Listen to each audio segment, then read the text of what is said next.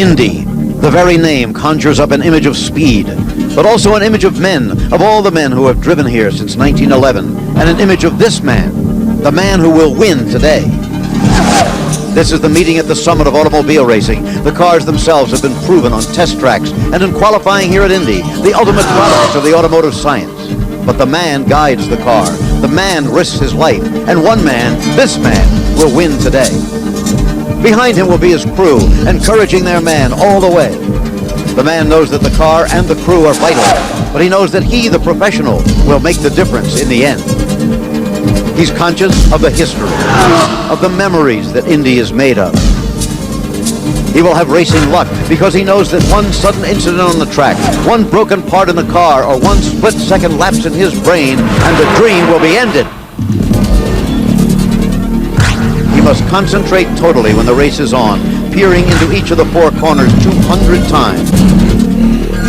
The man who will win this day may be old or young, a father or his son, an American or a foreign visitor. This man will overcome adversity and 32 other drivers, and his dream will come true. Victory will be his, and the spoils and the joy that go with it. He'll be the winner of the 1987 Indianapolis 500, and the coming hours will answer the question that 400,000 and more have gathered to find out. Who is he?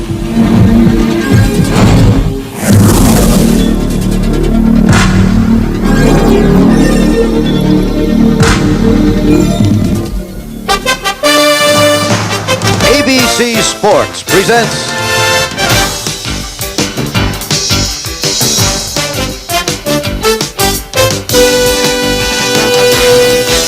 live from the Indianapolis Motor Speedway in Indianapolis, Indiana, the 1987 running of the Indianapolis 500.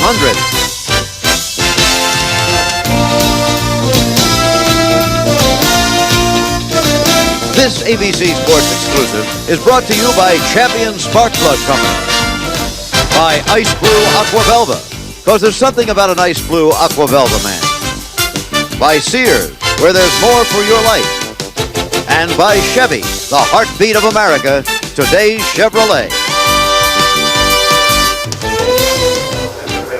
It's almost like a dream sequence, but it's live. You're looking down from the Goodyear blimp at the Indianapolis Motor Speedway on a beautiful morning in May. Below you is the race course, 2.5 miles long, large enough that there's a 9-hole golf course in the infield. On the periphery of the track are grandstands in the corners and on the home straightaway, stands with seats for more than 250,000 people. Including the crowd in the infield, an estimated some 400,000 citizens of the Republic are gathered here all together.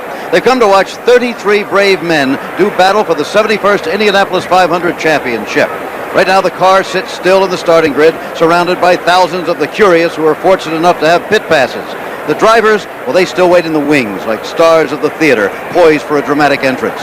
It's time for an American ritual of the Memorial Day weekend. Each person comes for his or her own reason, some simply for a happening, others for the status of a celebrity suite, most just fans of automobile racing, but all not as ghouls in search of accidents as some people contend, but as human beings wanting to see others of their species conquer the dark forces and emerge with their hand in the air. So it's Indy, once again, 1987 version. I'm Jim McKay reporting from the starting grid. Behind me, the car of Bobby Rahal, who won this race last year. He's number one. I'll be with you on and off until the race is done today, and standing by ready to do the play-by-play again this year is my ABC Sports colleague Jim Lampley. He's up in the booth along with our expert analyst Sam Posey and Bobby Unser.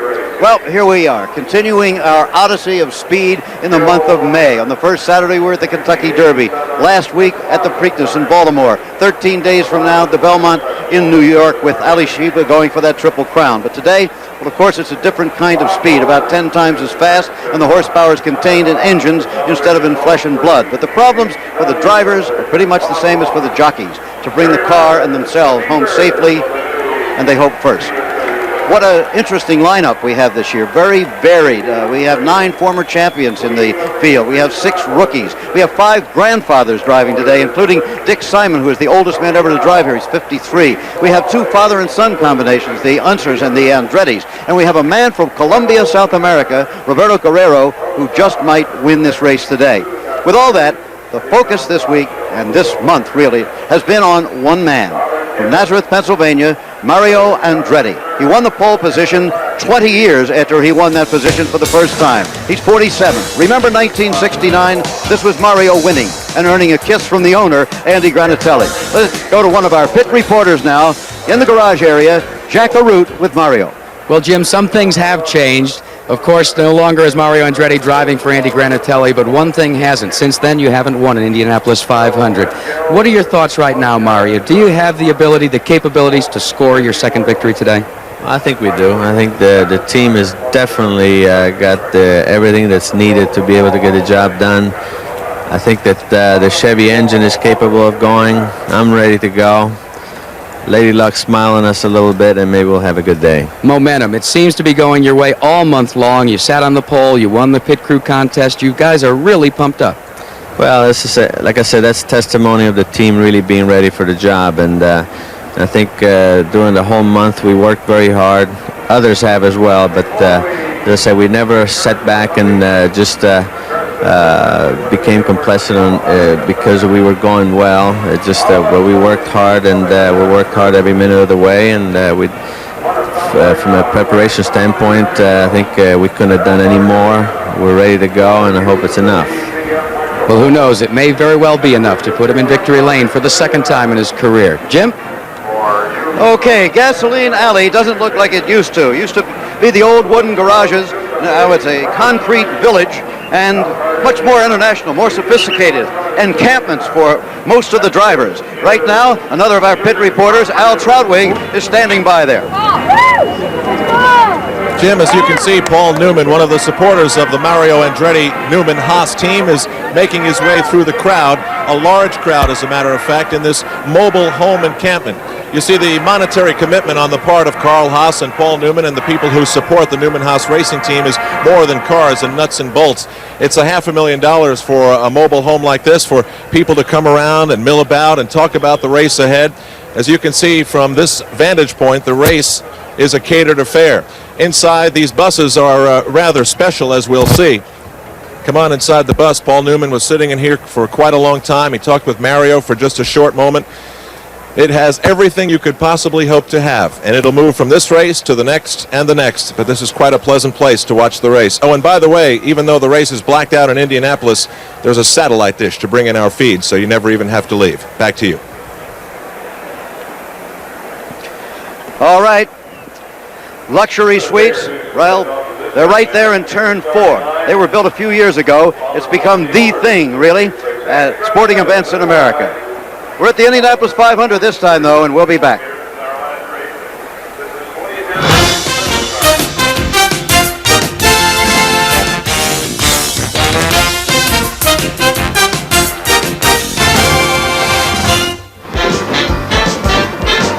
They seem to be drawn to this race like lemmings to the sea, the strange assemblage who camp out along 16th Street for days preceding the 500, and that was 16th Street you were looking at then. And the status conscious who managed to be invited to those suites on turn 2, where the champagne and the hors d'oeuvres are as carefully prepared as the race cars that flash below. Well, last year the winner was a buttoned-down businessman who pays more attention to his golf game than to a high life that could be his. This was Bobby Rahal from Mid-America, Columbus, Ohio. Our pit reporter, Jerry Gappins, is with the defending champion right now. Jerry? Bobby Rahal, the year has gone a full circle almost now since that victory last year, and you got to go out and try to do it again. What's going to be the key to that repeat this year? Well, obviously we got to get it to the end. Reliability first off, but I think the big thing is just, let the race sort itself out. Don't get into any trouble and just drive our own race, see where we end up, and hopefully if we have to make changes during the car or during the race on the car, that we can do that and have a really good car right at the end. Most years, Bobby, the defending champion, comes back as a heavy favorite. This year, Mario Andretti has stolen the headlines a little bit. Does that bother you? No, not at all. I think we've been here a long time. There's been a lot of events leading up to the big event, or the reason really why we're here. And it's a long race. Anything can happen. So what's happened all month is just a prelude to today. And he's been running tough, but I think we can do just fine. We lost car owner Jim Truman a year ago. It was a very emotional victory. Will you be thinking about him at all when you strap into the machine today? Oh yeah, I think about him every day, and this day is no different than any other. So yeah, we always think of Jim and wished he was here with us, but he's here in spirit, definitely. Okay, your defending champion Jim McKay is ready to go out and try to repeat and become the first repeater since Al Unser in 1970 and 71. Now back to you. Okay, of course, Jim Truman was the owner of Bobby Rahol's car. He was very close to him, and he died just 11 days after Bobby won this race last year.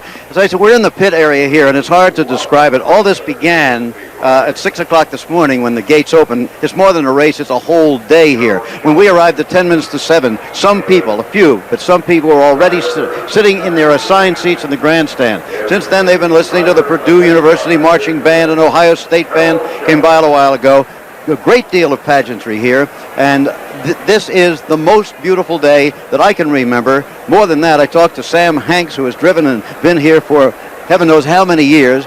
He said he cannot remember a day as beautiful as this for the running of the Indianapolis 500. Temperature is 66 degrees. There's no wind. Should be good for the engines and for everybody else. Let's take a look at one of the cars now. Not the cars up on the first row at this moment, but here is car number 87. That is the car of Steve Chassis. We wanted to find out about this young man because he's an interesting person, and we talked not to him, but to his 8-year-old son, Blaine, and here's what Blaine had to say.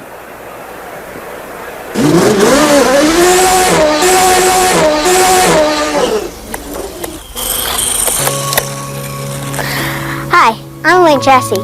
My father is Steve Chassis, and he'll be driving car number 87 today. My grandfather got my dad started in racing, and in 1964 he built his first racing stock car. Shortly after that, my dad went to Vietnam and got a medal for bravery. I'm proud of my dad because he saved 10 guys' lives.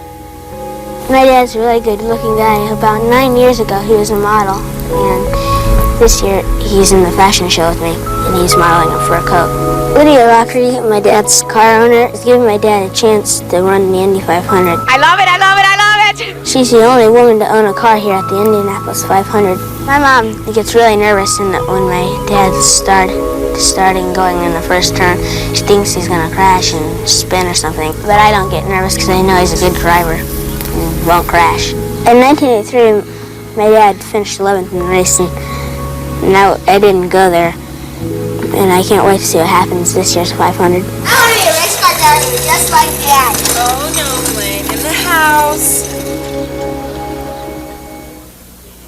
Here are the proud parents of Blaine Chassis, Gina and Steve Chassis. Steve, you're starting in the last row today. What are your best hopes for what you can accomplish? Well, I think that if things go the way we have them planned, we should be in the top 10 at the end of the race. We hope to run all day and use the yellows correctly and just continue moving up through the field. But I plan on laying off for a couple of laps, maybe 3 laps, just to let them get strung out and see what happens in the turbulence in front of me. We can perhaps guess from the tone of Blaine's voice how important this race is to you. But tell me a little bit about the trips across America, running through Indianapolis with your dad, and those thoughts as you look ahead to the race today. Oh, at this point in time, I'm not thinking much about that, but I travel all across the Midwest with my father and had been to every racetrack in the Midwest before I ever came back here.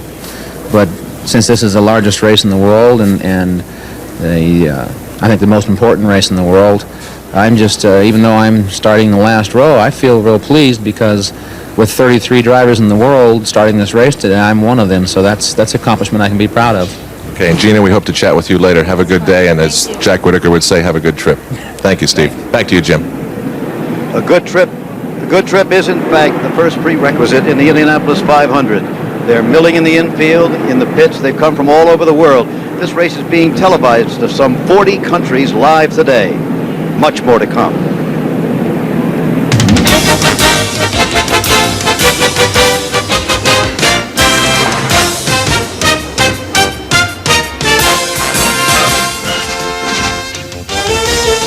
The 1975, 1980, and 1987 front rows are the only ones to be entirely comprised of former Indianapolis winners.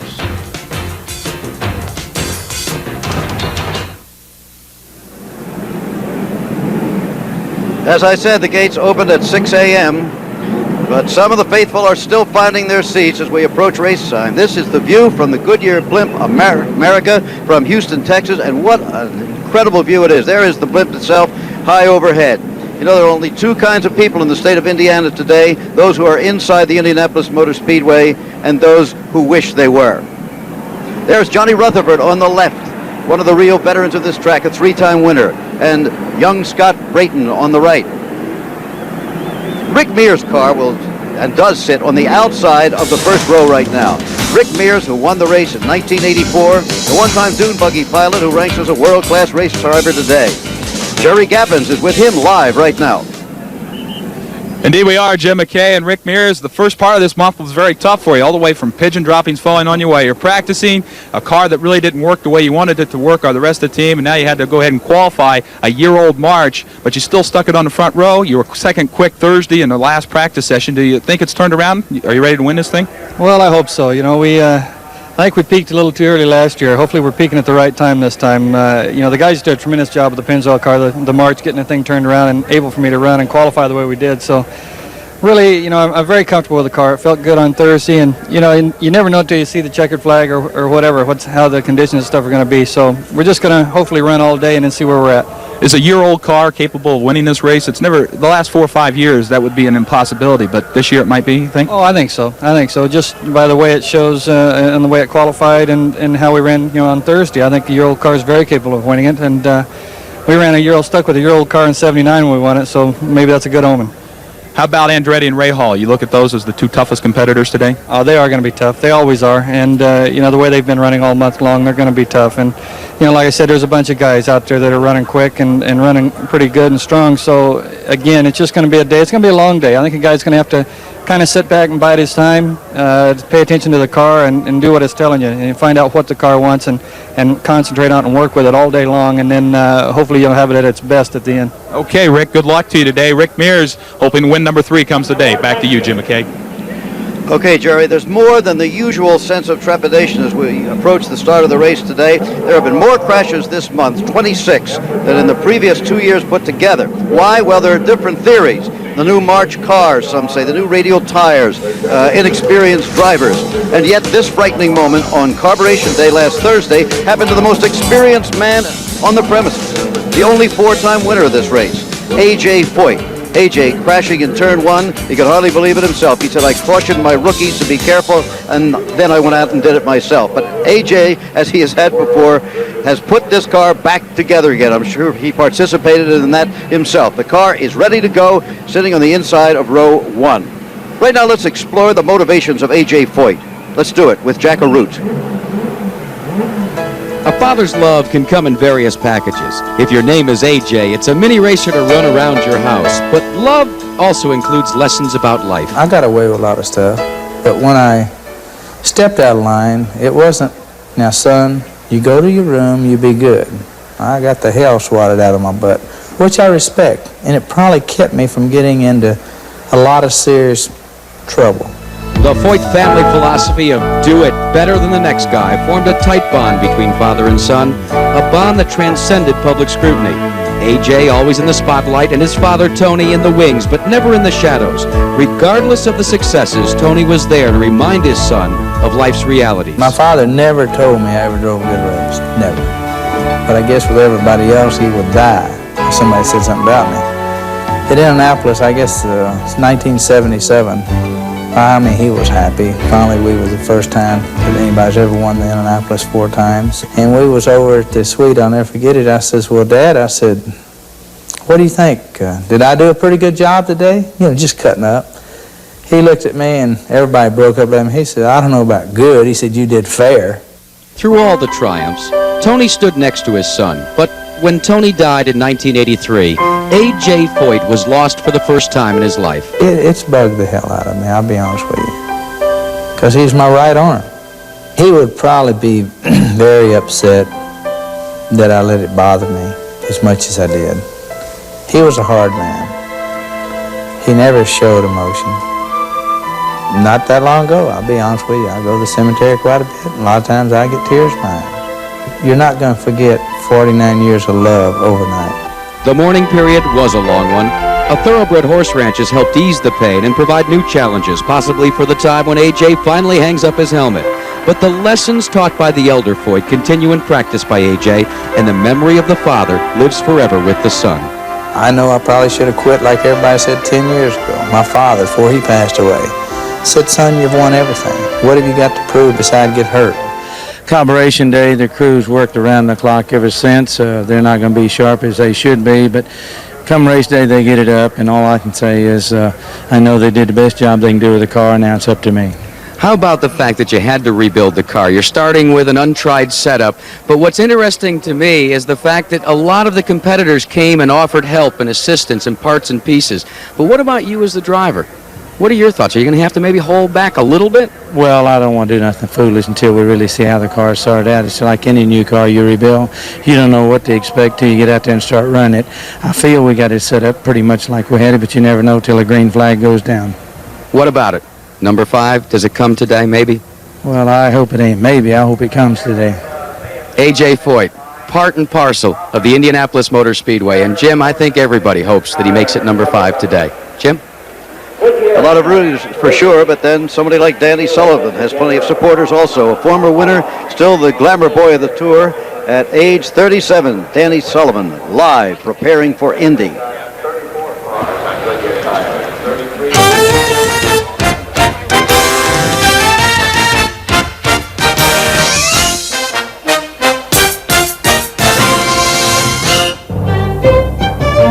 Years ago, our founding fathers met to draft the Constitution. Now find out what really happened. There was a tremendous amount of disagreement. Richard Threlkeld takes you back to meet the men who shaped America. Monday on ABC's World News Tonight with Peter Jennings. Man doesn't live by bread alone, but he does have to eat, even during the Indianapolis 500. Certain entrepreneurs have been aware of that since 1911 when the whole thing started, so the concession stands are an integral part of the scene here. Man at Indy also lives by souvenirs, and Al Troutwig is in the concession area right now. Al? Okay. Jim, as you can see, business is brisk. I'm about 50 yards from pit road. Anything, and I mean just about anything you'd like to have with the Indy 500 logo on it can be had.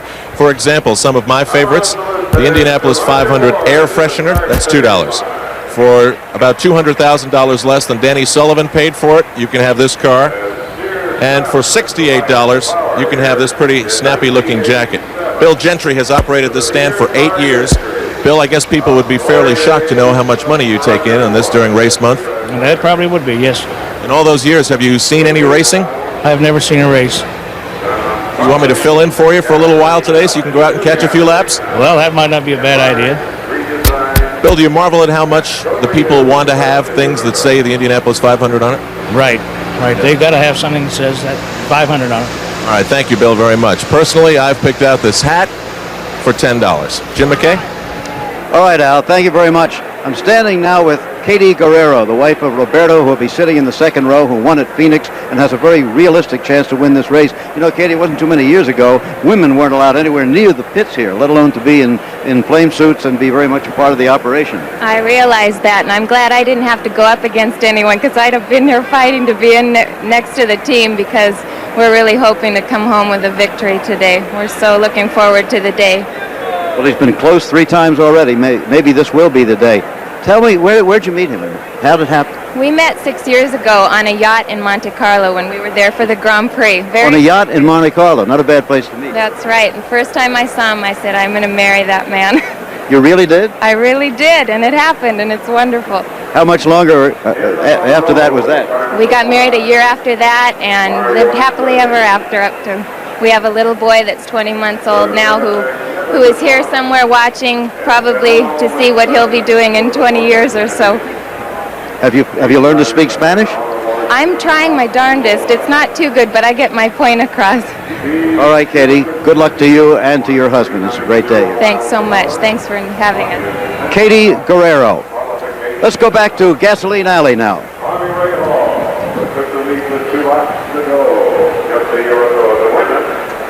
There's the scene in Gasoline Alley. It's almost time for the drivers to be going down.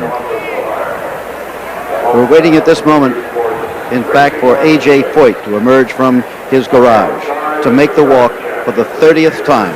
The pace accelerates at Indy now, like the jockeys moving onto the track at the Kentucky Derby, like the football players bursting from the tunnel at a Notre Dame home game. Now the drivers of Indianapolis make their ceremonial way from Gasoline Alley to the starting grid. No one has made that walk as often as A.J. Foyt. This is his 30th consecutive 500.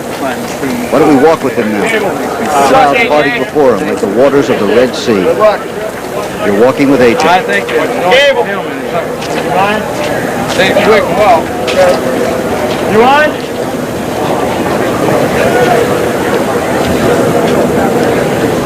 Go A.J. Stopping for a last-minute interview. Can you imagine that? I would say that's poise at the age of 52, after winning Indianapolis 4 times, after crashing here just 3 days ago on Thursday. Now he's moving again.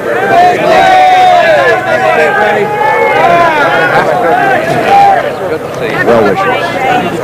Pats on the back.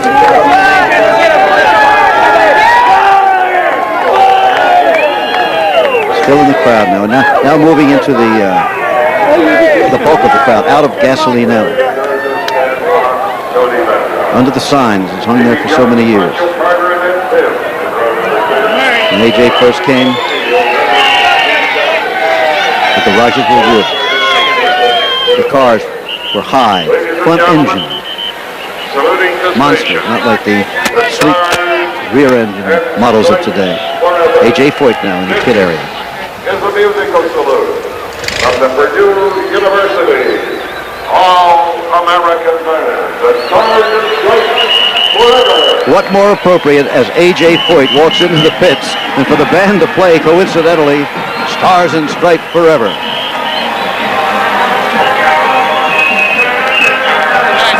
Pride of Texas, A.J.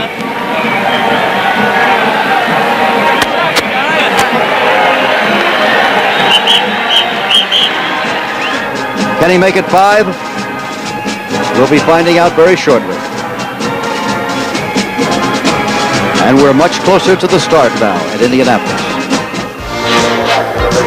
Standing by, ready to do the play-by-play for you again this year in the ABC commentary booth, suspended hanging underneath that second deck of the grandstands that you see there. You can make out our banner. Let's go right now to my ABC Sports colleague, Jim Lampley. Okay, Jim. All right, Jim, thank you very much. And it is once again a thrill and indeed a humbling privilege for all three of us, and I think especially for me, to get to narrate this great spectacle in sports. No event as large and dramatic as the Indianapolis 500 would be without a wealth of compelling stories. As we've already told you, you have the continuing biography of A.J. Foyt, Mario Andretti's bid to end 17 years of freakishly bad racing luck in Indianapolis, all the difficulties that the crews and the drivers have had in keeping these cars off the walls. And in fact, there will be many more which will emerge during the next few hours. And time now to collect the final thoughts of our two motor racing experts as we get ready to call the race. First, Sam Posey, who's been with us here at Indy since 1974. Sam, what's on your mind? Well, Jim, you know, I've been coming to this race for 25 years, and I've loved it, and I've studied it, and let me tell you this. Never before has there been a front row as strong as this one, ever. Andretti, Rahal, Mears, each has won the race, and each is today on the top of his form. And fascinatingly, each is very different, representative of the decade, a mirror of the decade in which he first won this race. I think of Mario Andretti. I think of the passion and the idealism of the 1960s, of a young Italian immigrant sailing by the Statue of Liberty, but bringing with him that fiery Italian spirit with which he still drives today. Rick Mears, who came to prominence in the 70s, the Californian, in Bakersfield, playing with his motorcycles in the desert, laid back. Even today, he'd rather watch the race come to him. Bobby Rahal, the driver of the 80s, the college grad, the businessman with his briefcase and his glasses, a guy who even now, as he is racing, is planning ahead for his career after racing. I can't wait to see the start of this race. I can't either, Sam, and of course, we might expect that if all three of those cars, or even two of them, could stay in the hunt for a long time, we could have a fast race, as was the case last year. But it's a privilege now to welcome to our commentary team this man, Bobby Unser, who won the race 3 times. And Bobby, behind the front row, what about the rest of the field? Well, number one, Jim, I think the front row is going to probably take off early in the race and lead the race early on, but behind that, there's a lot of apprehension going on within the drivers. There's been a lot of wrecks this year, approximately 25 wrecks in practice, and I really think that there's a lot of concern, a lot of feeling among the drivers, some of them even possibly a little bit scared about the turbulence in the air from the cars ahead of them. The air is what we call dirty air, meaning the aerodynamics on the car don't work so well. And I think we have a lot of that. I think there's a lot of worry going on, so I think there's going to be a lot of separation in the cars between the guys that go for it in the front and the guys in the back that are trying to feel their way around a little bit. And indeed, when you see drivers like Emerson Fittipaldi and A.J. Foyt hit the wall as they did in the last practice before the race, you know that there are extreme problems, all of them related to the handling of the car. And here now with Sam Posey, a lighthearted look at a subject that has been increasingly important. As any chef, amateur or professional, knows, the recipe in the cookbook is just a beginning. It's up to you to give it life. Ingredients, preparation, stirring, seasoning, the right heat, the right timing. You must bring to the dish your own particular magic. Like the chef, the chief mechanic of a racing team begins with a list of basic ingredients, all of which are adjustable. For each, there is a measurement or a setting with which he begins. For example, you might start by setting the front wing angles at, say, 2 degrees.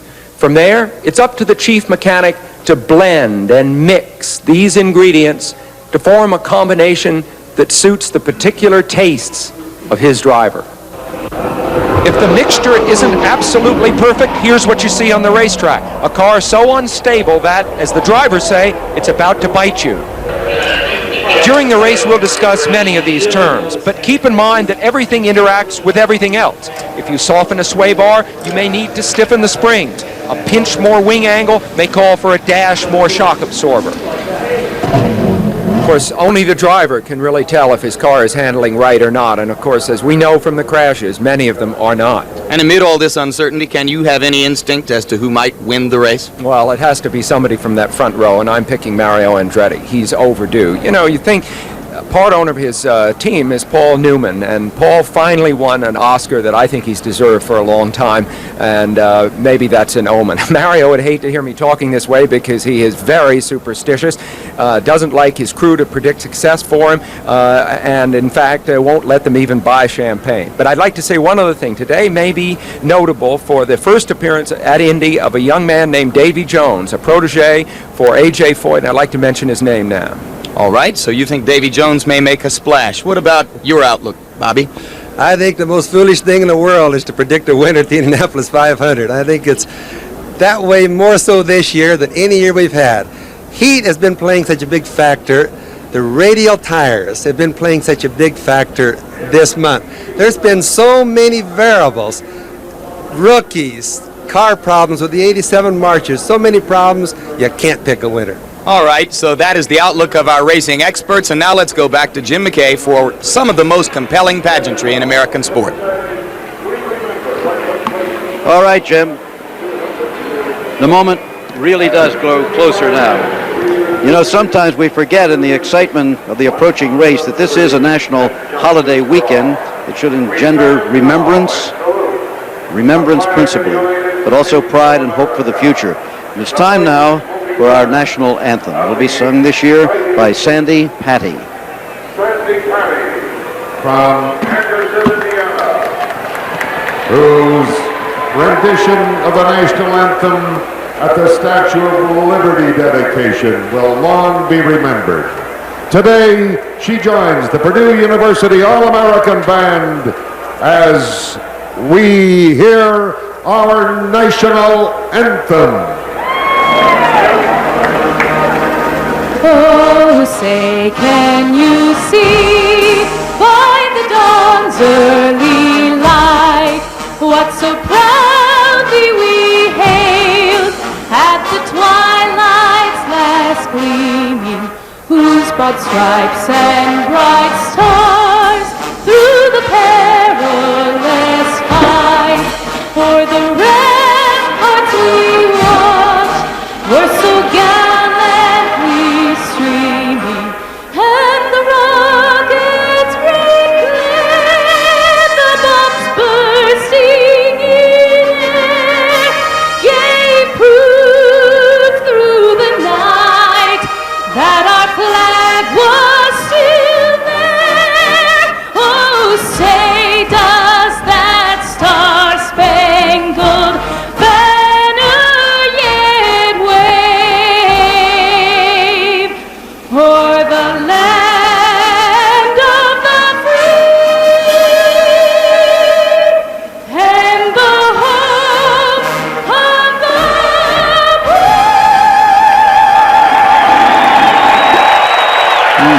Sandy Patty, well remembered from Liberty Weekend with our national anthem.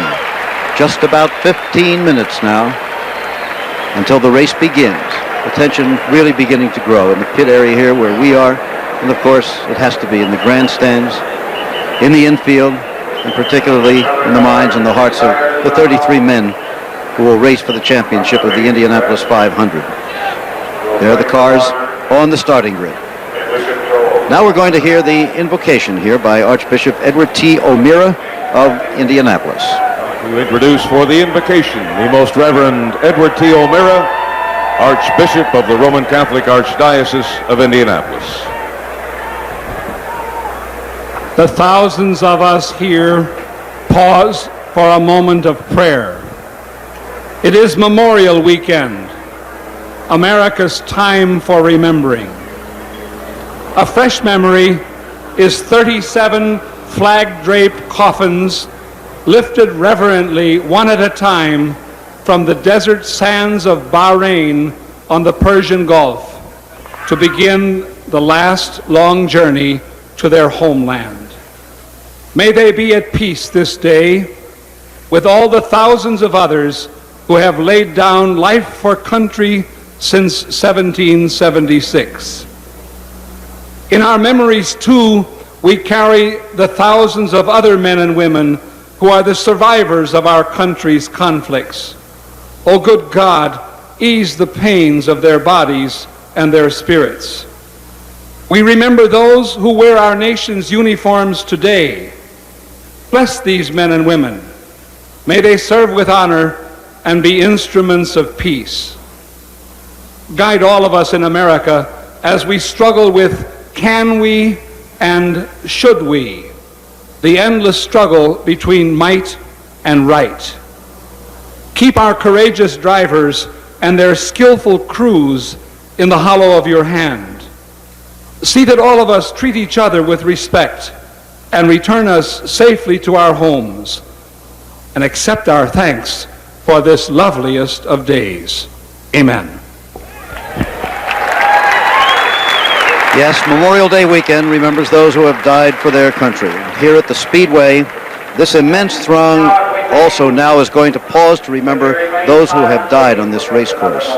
The crowd rises and is silent for the playing of taps. We pause here in a moment of silence to pay homage to those individuals who have given their lives unselfishly and unafraid to make it possible for us to witness, as free men, the world's greatest sporting event. And we also pay homage to those men who have given their lives unselfishly and without fear to make racing the world's most spectacular spectator sport.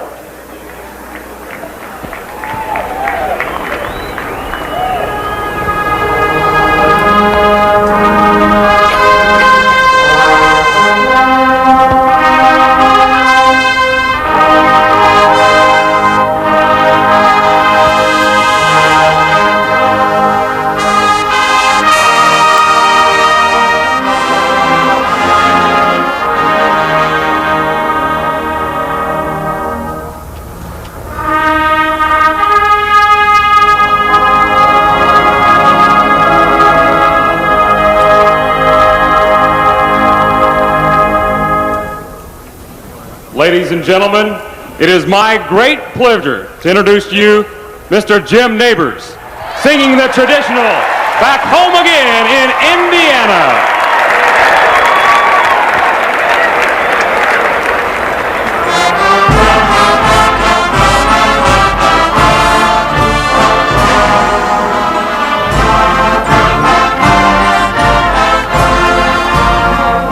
Back home again in Indiana, and it seems that I can see the gleaming candlelight still burning bright through the sycamores for me. The newborn hay sends all its fragrance through the fields I used to roam.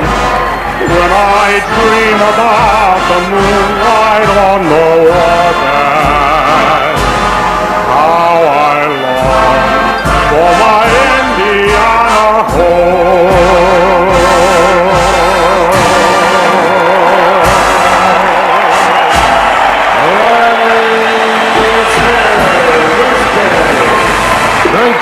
From this point on, everything is tradition. The balloons going up. It's been happening since 1911. The singing of Back Home Again in Indiana. And the great crowd poised for the start. For the cry that has been heard down the decades. The cry that speeds up our pulse and strikes a little fear into our hearts. A moment from which there's no turning back. We're about to hear the command that means the race will now begin.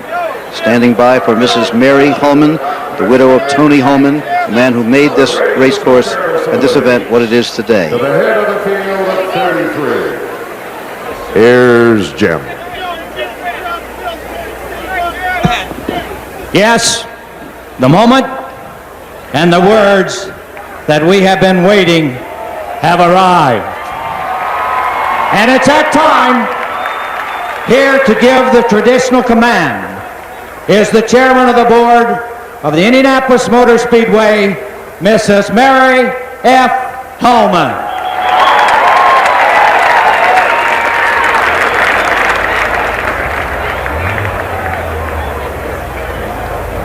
Gentlemen, start your engines.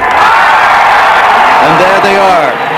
33 engines being started, we hope all successfully, but for a better view and for the commentary of this race, let's go up top again to the booth and Jim Lampley. Thank you once again, Jim McKay. And now the brief process of getting these engines started and getting the cars ready to roll. Mario Andretti's car there, apparently starting up well. Same with Ray Hall, no immediate problem for him. Rick Mears in the front row, looking very calm. That car is also apparently started. Just behind them, in the second row, A.J. Foyt on the inside. So much of the attention centered on him, as is always the case as he races for the 30th time. And next to him, Roberto Guerrero, a rising star right next to the perhaps still falling biggest star of Indy racing. Danny Sullivan is back farther in the pack than we might earlier have expected. His car apparently starting up. Al Unser Sr. just got that ride within the last couple of weeks. Hadn't raced this year before this race, and earlier today you met Steve Chassie, who starts in the back row. That scene also looks collected, as apparently his car has started up well. So far we can't see that anybody is having any difficulty in getting the car started, so very shortly they should begin the first of the two parade laps at a measured pace of about 70 or 80 miles per hour, which will precede the pace lap and then the green flag and the start of the race. Those cars pulling away are the Chrysler LeBaron turbocharged convertibles, which are being used this year as pace cars. There will be a number of them on the track during the parade laps, and then all but one will move off of the track, and one car will pace the pace lap at more than 100 miles per hour as they go toward the green flag. Of all the many awards that make up the seven-figure prize here at the Indianapolis 500, the first will be the Matchlight Charcoal Award, which is given to the racer who leads after 10 laps. That's the Fast Start Award, $25,000, and we'll highlight it for you at the 10-lap mark. And now the 33 cars begin to pull away from the grid, and as they go on this first of the two parade laps, let's now take an opportunity on tape to take a complete look at all 33 drivers who are in the field today. The field features 9 former champions, the most ever. At 47, 32 years after coming to this country from Italy, Mario Andretti sits on the pole for the first time in 2 decades. His Lola Chevrolet, clearly the fastest car in the field. Next to Mario, Bobby Rahal puts aside his golf clubs for the day and tries to become the first back-to-back winner here since Al Unser Sr. in 1971. Rick Mears got married last November. That was no upset, but the appearance of his year-old March Chevy on the front row was a qualifying surprise. He tries to become the 8th three-time winner.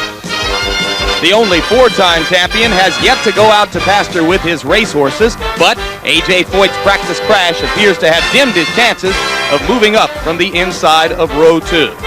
Katie Guerrero is a favorite of wife watchers in the garage. Today, her husband Roberto starts 5th as one of the favorites to win the race.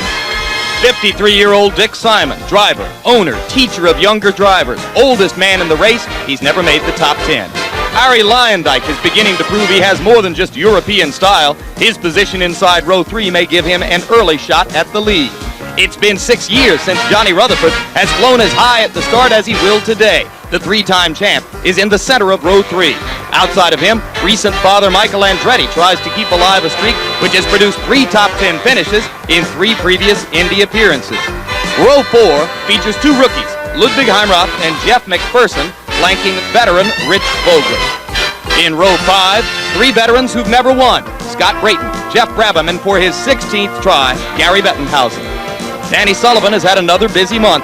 Talk shows, interviews, even a soap opera gig. He'll race in another year-old Penske car inside row 6. Next to Sullivan, rookie Fabrizio Barbazza, one of 9 foreign-born drivers.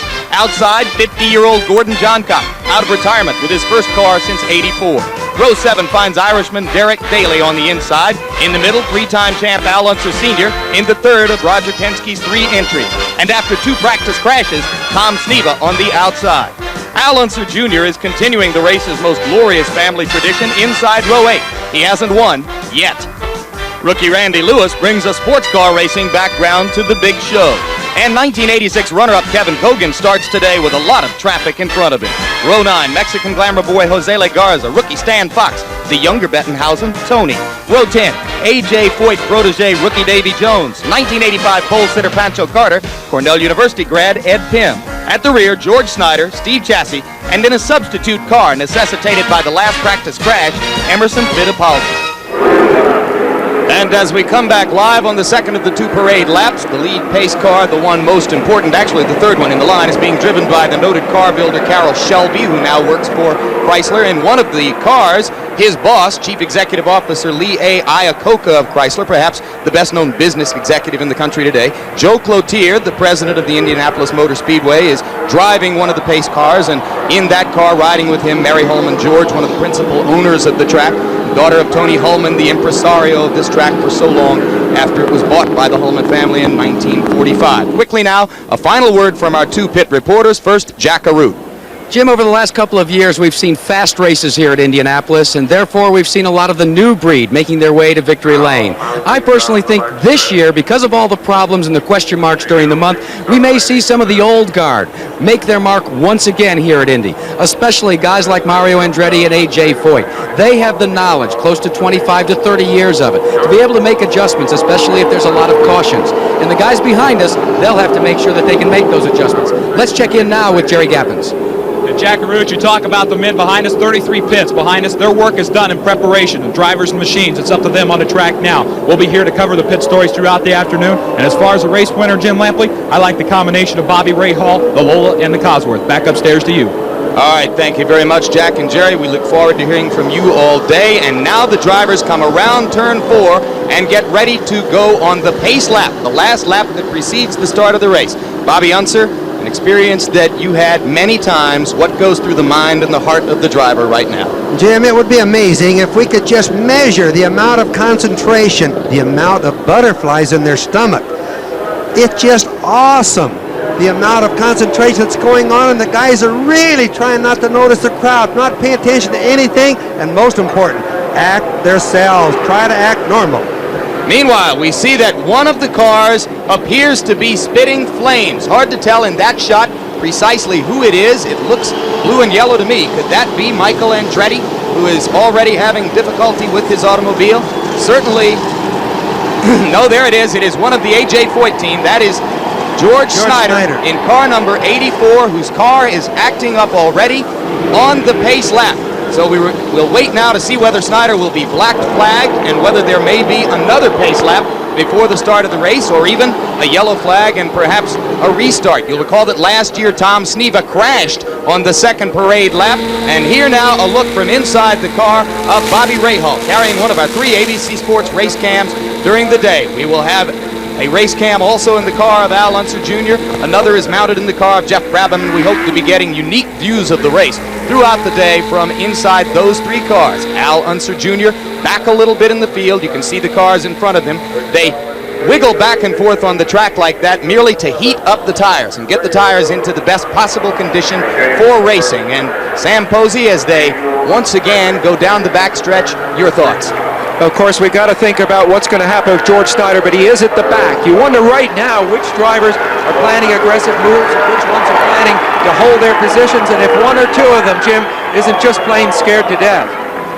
All right, we are very close to a green flag. If all goes well, this is always a moment for holding your breath. This year, because of everything which has happened this month, jaws are clenched just a little bit more tightly than normal. A long pit row in the luxury suites where car sponsors and owners wait, and of course in the garage where many wait to see their drivers come back if they do come back. The green flag goes down. The expectation is that Mario Andretti from the pole position will try to go for the lead, and it is indeed Mario Andretti in car number 1. Mears pulls into the formation behind him as they go into turn 1. Andretti, Mears, and in the middle of the front row, Rahal dropped back into a comfortable 3rd place. And now behind them, AJ Foyt has dropped back just a little bit, and it appears that he is not going to be among the early leaders, and there is an incident already. There is already an incident on the track, and that is the car of Josele Garza, number 55, who apparently did not get through turn 1 cleanly.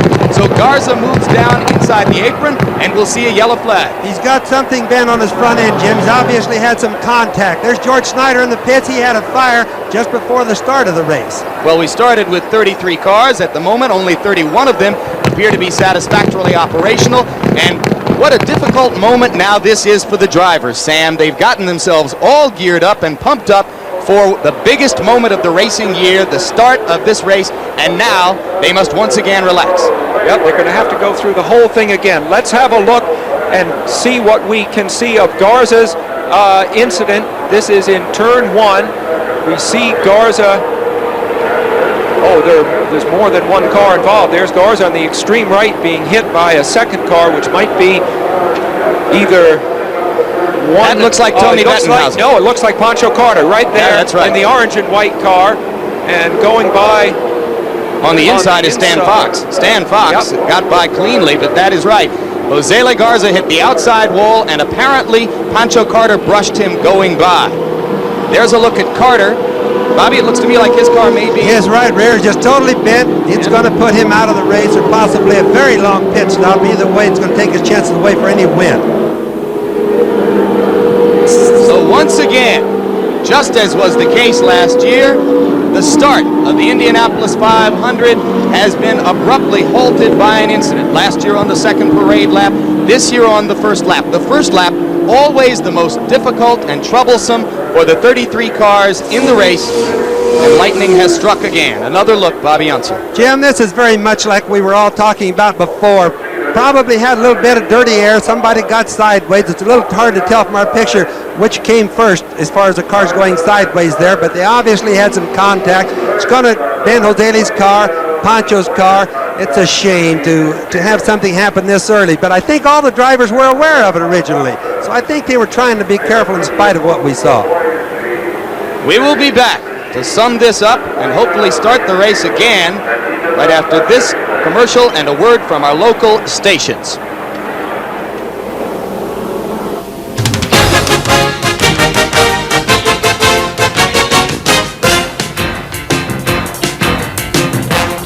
The Indianapolis 500 is being brought to you by Chevy. the heartbeat of America, today's Chevrolet. By Miller High Life, Miller made the American way. And by Goodyear Tire and Rubber Company. No matter how far you go, Goodyear takes you home.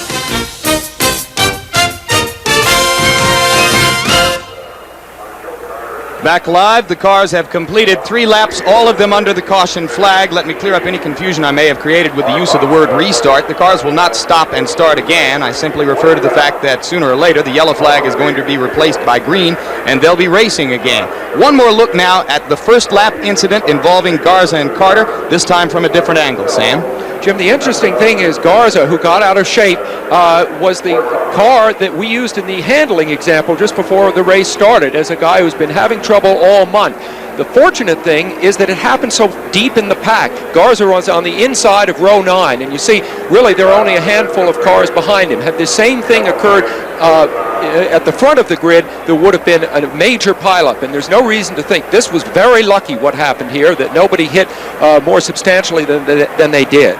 Garza has always been a story here. He first raced here at age 19, 7 years ago, and this is a moment of extreme disappointment for him, as Jack Arute, I'm sure, will tell us.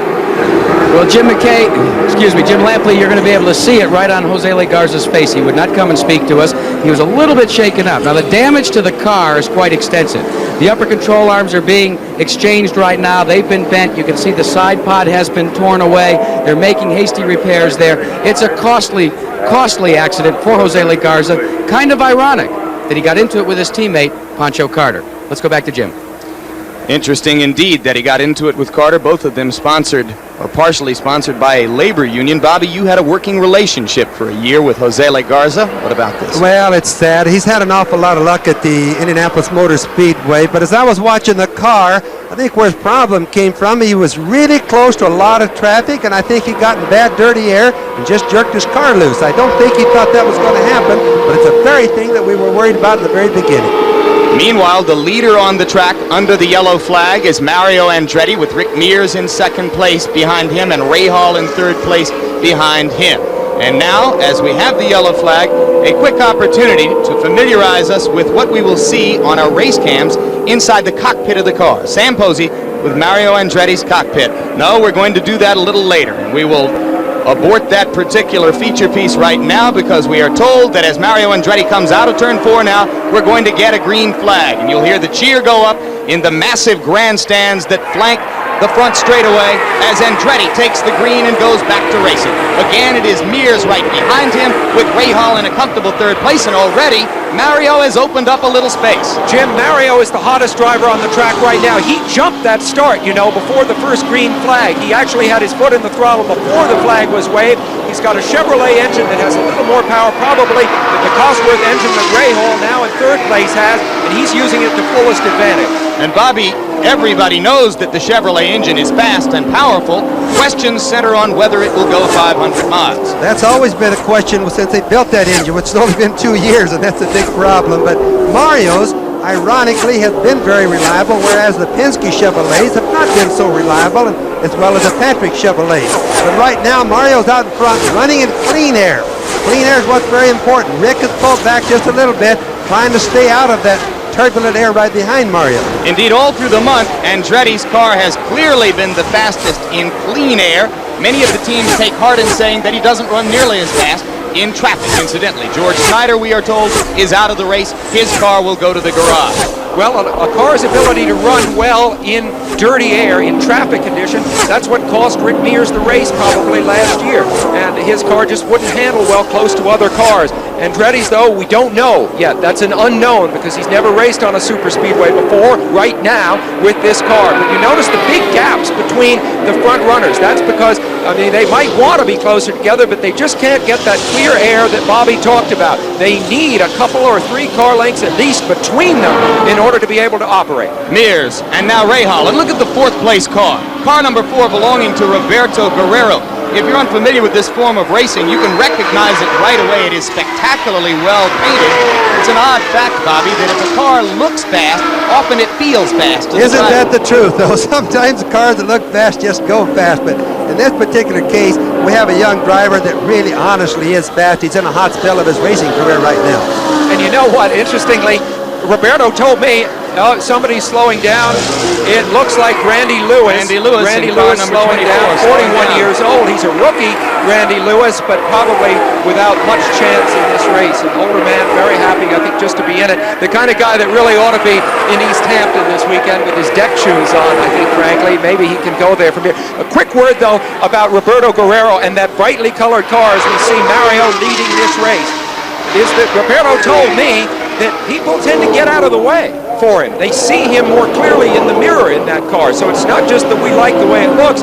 It might be a subtle advantage, especially when coming up through the back markers in the race. Well, I'll tell you, he's great for the announcer, too. It's the easiest car to spot in the race. Mario Andretti ran the 7th lap at a time of 44.2 seconds. That translates to 2:03.62. And for this time of the race, that's pretty fast. Remember what we said, Jim, if the weather's cool, and we darn sure have cool weather right now, the race will be fast. The cars will stick to the track better. We were all worried about having too much heat. We don't have it. It means that it should and will be a fast race today. Of course, don't be misled by the qualifying speed of more than 215 miles per hour. The cars are set up to run 4 laps on qualifying day, and when you set them up to run 200 laps, that is a different proposition entirely. You're going to give up about 10 miles per hour or more. Again, you are following Guerrero there as he chases Rahal and Mears, and there in 4th place, or 5th place I should say, is 53-year-old Dick Simon with his best start ever in the race.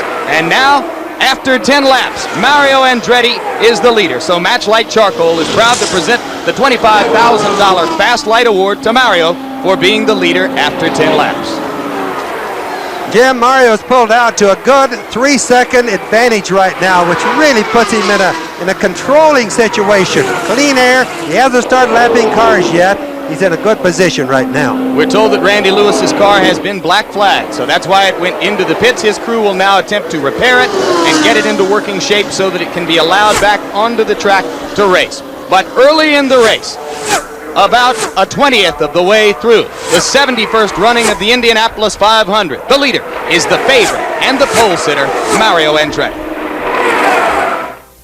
Jack Johnson, Jack Dempsey, Joe Louis, Rocky Marciano, Muhammad Ali, the legendary heavyweight champions. Now the youngest fighter ever to wear that crown studies their greatness. Join Mike Tyson in a rare look at the great heavyweights.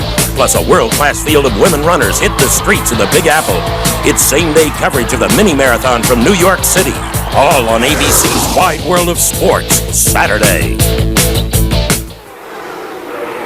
You look at the famed artist Leroy Neiman as he does his sketches in the pits. And of course, his eye is drawn, as are so many in the racing world, to the work of Roger Penske and his team. But out on the track, after 15 laps of 200 in the 1987 Indianapolis 500, Mario Andretti continues to hold the lead. Rick Mears chasing him. And behind Rick Mears, the third-place car is that of Bobby Rahal. Meanwhile, this is a stage of the race where you look for somebody who is moving up fast. And today, there is an eye-catching car coming up very rapidly in the field after starting back in the pack, now all the way up to 12th place, Danny Sullivan. Sam Posey, I think it's impossible for Danny to ever be really overlooked. His public figure role transcends the sport now, but he may have been overlooked competitively here. That's true, because the perception is that Danny is not as good on the ovals as his teammate Rick Mears, and he is overshadowed here. But listen to this statistic. His winning percentage in 500-mile races is 20%, and that is higher than of any other active driver. A.J. Foyt is second.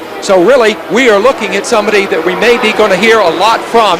Now, as we're back to the leaders, Jim, you see that Mario Andretti is already having to cope with the dirty air of cars that he is lapping. Indeed, he was lapping cars as early as the 12th lap, Bobby Unser. That's soon. I mean, that's really quick. That means that compared to the field, Mario is really going fast, and that's what we expected. We've had some cars already in and out of the pits. Well, there he goes to the inside, past your brother, Al Unser, and he gets past Al pretty easily, and now moves up on the car just ahead of him. That has to mean that Al's having problems. Mario's lapping a car that should be going a lot faster than that, a little too early. Well, you saw the 12 leaders there as we ran through them quickly via a graphic. And as the race goes on, we'll continue to update you on the full leadership field. Now, here goes Mario once again, I believe, past the car of Davy Jones. Yes, that promising rookie. But now let's go. Here's a car slowing down. It might be McPherson. I think it's Jeff McPherson, one of the rookies in the race. car with a Honda engine, only 2 Honda engines. There's some Chevrolet engines, some Cosworth engines, and some Buick engines, but here is a Honda headed for the pits. Well, what a thrill it had to be for McPherson just to be here today. 2 years ago, he was racing in Tasmania and New Zealand, and today he started the Indianapolis 500. Let's go to Jack Arute. 2 guys that you reported on that have been in and out of the pits. One, of course, was Emerson Fittipaldi in car 20. He pitted very early on lap 13. He said he had a problem. He couldn't drive the car. It was so very, very loose. They took on fuel and treated it like a normal stop. A normal stop is not going on behind me. They've got a transmission on Randy Lewis's car that's tooled by A.J. Watson that will not stay in any gear. So obviously they can't go any further. Let's go back to the tower. Thank you very much, Jack. And quickly now, let's get back into that cockpit piece as Sam Posey shows us the inside of Mario Andretti's car. Here is a look at the cockpit of Mario Andretti's Lola. You see the instruments, and below them the narrow space for Mario's legs. 200 miles an hour is roughly 300 feet per second. At that speed, Mario's look at these instruments will be nothing more than a quick glance, so each is positioned for maximum readability. Here's the turbo boost gauge. If all is well, it will read about 47 inches when Mario is running wide open on the straights. The tachometer. With race day gearing, the plan is to turn the engine, which is one of the new Chevys, 11,100 RPM. This gauge has 2 needles. The red one shows oil pressure and the white oil temperature. Both are warning signs for engine failure. At the top of the screen, a light that tells Mario his fuel's running out. This light, big, to really get your attention, comes on if the engine's about to blow. The water temperature gauge, upside down so that if the temperature rises, it will catch Mario's eye. For emergency only, the fire extinguisher. On the left side of the cockpit, a knob which adjusts the front sway bar and a lever which adjusts the rear. Another knob, it adjusts the turbo boost. And over on the right, the gear shift. 5 speeds, but once you're on the track, you use 5th gear only and don't shift. So that's it. Gauges, lights, and levers, the vital links between Mario and his car. And right now, what Mario is attempting to do is to destroy whatever link might have existed between him and the rest of the leaders at this early stage of the race. Mario is fulfilling the prophecy of many here this month, that he would have a chance to perhaps run away. Now we'll take a look with Sam Posey at the interval between Andretti and the car chasing him, which is that of Rick Mears, which is the yellow car we see coming off of turn 4 in the middle of that pack. And there is Mears, and there is the interval. Actually, it's a little longer. You clocked on Unser because Mears is the second yellow car. It's really closer to 13 seconds. Or more even. That's extraordinary at this early stage of the race. Mario is fulfilling, as you said, Jim, really much more even than expected of the promise of his speed. Meanwhile, Kevin Kogan, last year's runner-up, is in for an early pit stop. None of the leaders have pitted. A normal sequence would have them coming in about 11 laps at about the 32-lap mark. Bobby? Mario is just literally running off with it right now. It means one thing important. He's getting through the traffic. He's working in the dirty air or the disturbed air a lot better than Rick Mears is or Bobby Rahal. That might be an indication of how things are going to look for a while. Well, in fact, Rahal has dropped back. As you can see, the distinctive car of Guerrero is the one which has now moved past Rahal and into 3rd place. And you talk about working in traffic. When Roberto Guerrero started 22nd and last at Phoenix last month and came all the way through the field to win, his big edge was that the car was much faster in traffic than his competition. Guerrero is just plain fast, though. Only Mears, Rahal, and Al Unser have ever driven a lap faster anywhere than Roberto's 2:18 at Michigan last year. And in the Indy 500 last year, I think this is a really interesting point. He was faster on this track than Rahal. You see Gordon Johncock in the pits. He was faster on this track than Rahal, but he spent more time in the pits. Johncock, 50 years old, coming back after a 2-year layoff after his announced retirement here 2 years ago. And this doesn't look like a good day for him so far, Bobby. Well, it's an early pit stop. It's 23 laps in. That's too much. It might be an indication, though, Jim, that the Buicks are not doing so well on fuel mileage. We'll have to watch that. All right, let's quickly go down to the pits again, this time to the Andretti pit. With car owner Carl Haas. And Carl, Mario's been fast all month, but he's out there really with a big lead. Is he saying anything on the radio about the car? Well, no, it's still too early in the race to say anything. We'll have to see after first pitch. How many more laps till you'll come into pit? I'm on the radio with him right now. I really can't talk to you. Okay, Carl Haas busy with his driver Mario Andretti right now. They say they'll try to pit. We just asked him if the first yellow comes out, but they'll have to do it pretty quick. Maybe Bobby Unser can give us an idea if they go green from here on out when we're going to look for those stops. Back upstairs to Jim Lampley. Incidentally, that was a good job, Jerry. Carl Haas isn't an easy man to deal with on a normal day, and this is by no means a normal day. Jim, they'll all start coming in at about 1 to 2 laps. Most of them 1 lap, some of them 2 laps. So we're going to see pits, and we're going to see a lot of strategy change right now.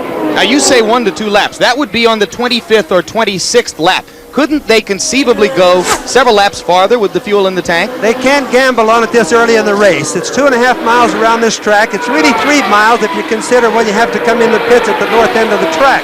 So they must be a little bit conservative early and see how their mileage goes, and they'll change their game plans as they go on into the race a little further. Well, as you get ready for those pit stops, Sam Posey, and we look at A.J. Foyt in for an early pit stop. Of course, his teammate George Snyder is already out of the race. A.J.'s car, we were told briefly, was smoking on one of the parade laps, but then later that report was rescinded, and so we never said anything about it to you, but A.J. came in a little bit early.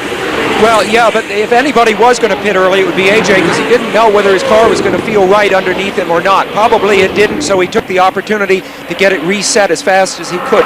There were little mechanical work on that car to try to improve the handling during that stop. Sam, all the pit stops then, like with Foyt, were normal. They're all starting to plan from 25 to 27 laps, and that's when we're going to see whether the Buicks, the Chevrolets, or the Cosworths have more fuel. We'll start figuring that out pretty quick. Now there is second place as Guerrero has gone past Mears. That is occasioned by the fact that Mears is going to come into the pits. So now let's watch what is regarded by many as the standard in the industry, a Roger Penske pit stop with Rick Mears' car. Notice how bumpy that pit lane is. They come down at over 100 miles an hour at first, duck in here, and then you must stop exactly on the correct mark, which Mears does. Many people say that the first pit stop of the race is one of the most disorienting experiences in the race, Bobby. You've been going as fast as you can. Let's go down to Jackaroo.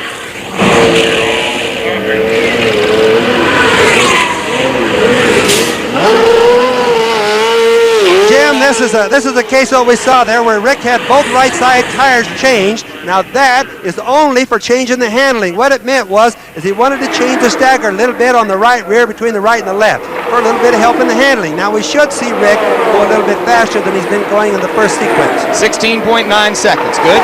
That's a typical good Penske pit stop. He always makes good ones. Bobby, do you think that Mears was having trouble in dirty air? This is the same car, after all, that he ran with last year. And before he made that stop, Guerrero had passed him, and Mears didn't seem to have quite the fight that I would have expected from him. Sam, keep in mind, Thursday Corporation Day was very hot. We have a yellow. Yep. Ludwig Heimrath Jr. Yeah, that's another rookie. That's a rookie from Canada. His father, a famous driver. Now Mario ducks in immediately. Now here's racing luck, right? The yellow has come out. The leader, Mario Andretti, is capitalizing on it because, Mears had to stop under the green, and there, a tire has come off in turn 4 down to Jerry Gappens.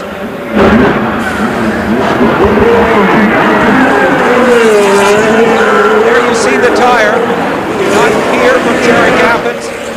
All right, now that they've obviously very quickly gotten to that and have rolled it out of the way, so there's not going to be any risk as Mario Andretti comes back out of the pits, benefiting Jim Lampley immensely from what just happened. Absolutely correct, Sam Posey. I believe that Mario was already committed to the pit stop before the yellow flag came out. So that's precisely the kind of luck that his supporters would say he hasn't had for the past 17 years. Jim, that's racer's luck. Just plain racer's luck. He really threw the dice good that time, I promise. And there's Danny Sullivan now into the pits. Sullivan, who's been making a big early run in the race and has moved all the way up for the moment to third place. That will change as they reshuffle out of the pits. But we have an exciting early sequence in the Indianapolis 500, and we have the beginnings of a Mario Andretti-centered drama. We'll be back to stay with it right after this. In 1980, Johnny Rutherford won the Indianapolis 500 from the pole position, and Tom Sneva finished second, starting from the 33rd position. This is the only time the first and last place starters in an Indianapolis field finished first and second.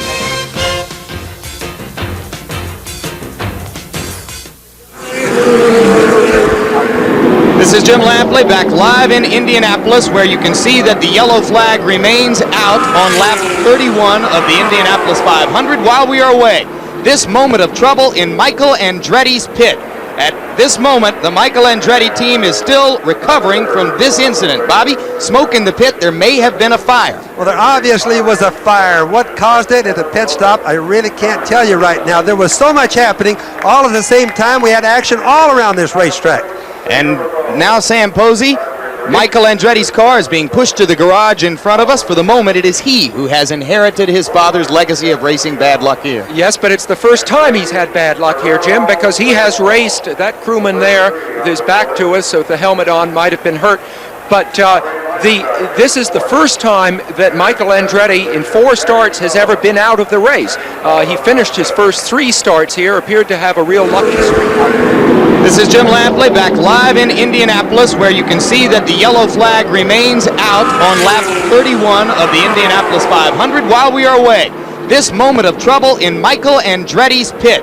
At this moment, the Michael Andretti team is still recovering from this incident. Bobby, smoke in the pit. There may have been a fire. Well, there obviously was a fire. What caused it at the pit stop, I really can't tell you right now. There was so much happening all at the same time. We had action all around this racetrack. And now, Sam Posey, Michael Andretti's car is being pushed to the garage in front of us. For the moment, it is he who has inherited his father's legacy of racing bad luck here. Yes, but it's the first time he's had bad luck here, Jim, because he has raced. That crewman there with his back to us, so with the helmet on, might have been hurt. But this is the first time that Michael Andretti in 4 starts has ever been out of the race. He finished his first 3 starts here, appeared to have a real lucky streak going.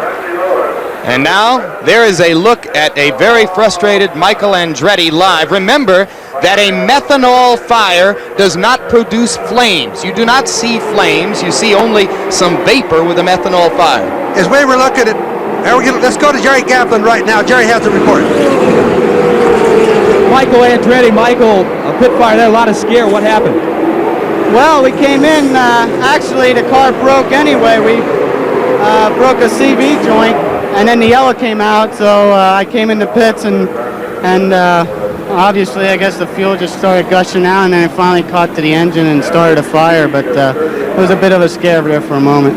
Your crewman, Jim Wilson, seemed to get burned, or he had a lot of water on him. What happened with Jim? Well, I didn't see the whole thing, but I think he probably got the worst of it, but he looked like he was all right, maybe just a little shaken up. Track conditions, real quick. We've seen a lot of incidents out there. What's it like out there? The turbulence is unbelievable. I didn't expect it at all. It was just, the car was all over the place, and I wasn't the only one. Everybody, it's going to be a long day for those guys, I'll tell you. Was it scary? Yeah, it had a couple moments for sure. Okay, Michael Andretti's okay, though? Yeah, I'm fine. Okay, Michael Andretti, Jim Lampley. All right, thank you very much, Jerry Gappins. And before we demonstrate a pit stop to you, which we will in just a moment, Bobby Unser, there were winners and losers in that pit sequence. Yes, there certainly were. Mario Andretti, Bobby Rahal, Roberto Guerrero, for example, all pitted under the yellow. The guys that got hurt, Rick Mears, A.J. Foyt, Dick Simon. Under the green, they pitted. Well, whether yellow or green, you want the pit stop to be as fast and as efficient as possible. As you watch Rich Vogler slowing down, let's take a look at a typical good pit stop. Each team expects to pit 7 or 8 times during the race, and in this demonstration of a typical stop, the crew gives the driver a drink, refuels the car, and changes the tires, all in roughly 16 seconds. Never is it more obvious that racing is a team sport. While the car is stopped, each member of the 5-man crew is an active participant in the race. In the first 4 seconds, the refueler locks the hose onto a coupling which prevents spillage. Next to him, a second crewman activates the air jack. Both wear helmets for extra protection against fire. 3 wheel changers using air-powered wrenches remove the wheel nuts. In the next 6 seconds, the fuel flows at the steady rate of 3 gallons a second. The driver finishes his drink and keeps the engine revving to prevent it from stalling. The wheel changers swap the old wheels for the new and reach again for their air guns. In the final phase, the nuts are retightened, the wheel-changing equipment cleared away, the air jacks released, and the fuel hose uncoupled. The crew chief, watching from behind the wall, checks the pit lane for traffic and signals the driver to go. Ironic, isn't it, that we recorded that pit stop demonstration piece with Michael Andretti's team and his car, and that they should have the pit fire on the very first sequence. We are told now that we are going to go green and racing will begin again. Mario Andretti is being trailed now only by car number 1, Bobby Rahal, in second place. Third place belongs to car number 71 from the Dutchman Arie Luyendyk. Guerrero is in fourth, and Danny Sullivan, making a big run early in the race, Bobby Unser, is all the way up to fifth place. There is, on the part of some traditionalists in this sport, a natural skepticism about Sullivan because of his style and because of the eminence he's achieved in areas outside of racing. What do you think of him? Well, besides all of that, his social life is one thing and his business is another thing, but most importantly, the guy is a good race driver. He does go fast, and especially on road circuits. Do you think his talent has been underrated on oval tracks, as Sam says? Well, I don't know. I don't really think he understands oval tracks as good as he does road circuits. He's just a super good driver on road circuits. That's the most I could say. Fascinating, isn't it, that if there's a shortcoming, he did win the Indianapolis 500 anyway. Yeah, and sometimes, Bobby, don't you agree that maybe if you're lacking the talent, you apply yourself in a more practical way and you get results that a guy with talent doesn't get? Well, like example, when he won in 1985 here, Sam, he makes this complete spin, a 360-degree spin, doesn't hit anything, and wins a race. Now, that's a lot of luck. Now, here we are inside the car of Bobby Rahal, and Rahal comes into the pits, and this is what it looks like on a pit stop from the race cam. The driver's This is a non-scheduled stop, Jim. Yeah, this is not planned. He's got problems. Factor in the race. So this is the defending champion in the pits and doesn't want to be there. This is unscheduled, as Bobby points out. In fact, the crew does not seem decisively to know what to do, but that, we know that's bad, Bobby, right? The engine hood coming off. When the hood comes off, you know he's not going to win this race. Now, this is sad. There's those two of our favorites, Michael Andretti and now Bobby Rahal, at least out of being competitive. Last year, Bobby Rahal was blessed with racing luck in the Indianapolis 500, especially in the closing sequences of the race. Often, a lucky year is followed by an unlucky year. And the man who has been most unlucky in the eyes of many over the years is, of course, that one, Mario Andretti, who won the race in 1969 and has been expected to win several times since without ever having done so. Let's hear right now from Mario what it's like to be a strong favorite in this race. Favorite, I think, is a great word. I love it. I just love that kind of pressure because it means that you have something going for you, no question. And what I have going for me, I think, is just a very strong, capable team behind me. And I think that's been making the difference. That's what's, we're sort of inspiring one another. It's, we're all maintaining a high. And Bobby, stay on the track if you. A bunch of people with abundant talent that are giving me all the confidence in the world, the confidence that I never had before. So if we've been doing well, if we sort of been at the front, especially this season, right from the outset, I don't think it's an accident. I think it's something that it's a result of a lot of hard, proper, diligent work. I feel that this team has the character to be able to sustain that peak. Whatever happens during the race, I can assure you that everything humanly possible is being done. And to me, at this moment, there are no greener pastures. And right now, Bobby Unser, let's point up that was a very important sequence which just took place during that interview. Rick Mears is a lap down. Oh, that was really an important sequence. Rick was ahead on the racetrack, but to explain to the people, he was going down one lap when Mario passed him, and that is terrible for the Penske crew. There's nothing that could be any worse right now than to know you're down a lap, all because of that green and yellow pit stops a little bit earlier. Jack Arute in the pits. Well, Jim, you alluded to the fact that Bobby Rahal was having problems. These are the toughest problems to diagnose because the crew isn't sure what the problem is. They say the engine stopped, so they take it in logical order. They tried the spark plugs, they changed those, tried to start the car, to no avail. They've changed the spark box. Now they're back underneath the bonnet one more time, and to be quite frank with you, they're as befuddled as we are. Let's get back up to you. All right, thank you very much, Jack Arute. So it's a bad moment for Bobby Rahal, who's lost any chance to defend his championship. It continues to be a good day for Mario Andretti.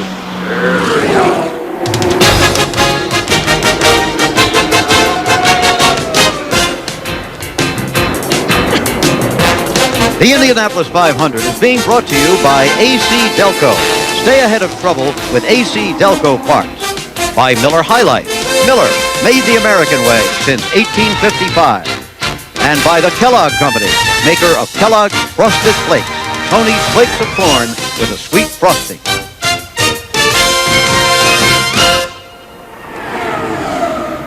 The yellow flag was out, apparently because of a can on the track, beer or soda, take your pick.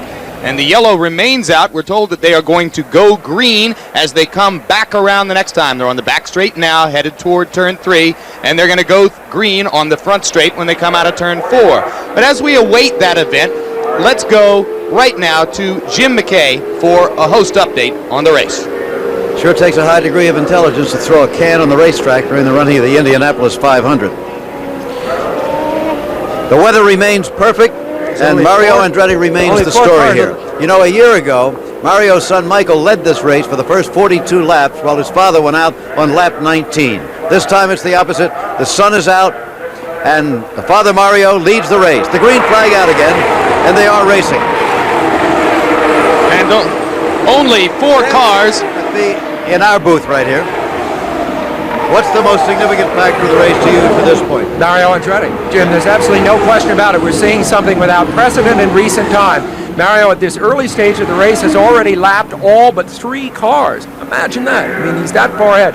The question is, can he break the jinx? And there's no question about a long-time jinx that has affected him. And I think now that he's this far out front, we're all the more reminded of how long he has to go this afternoon before he can win his second Indianapolis 500.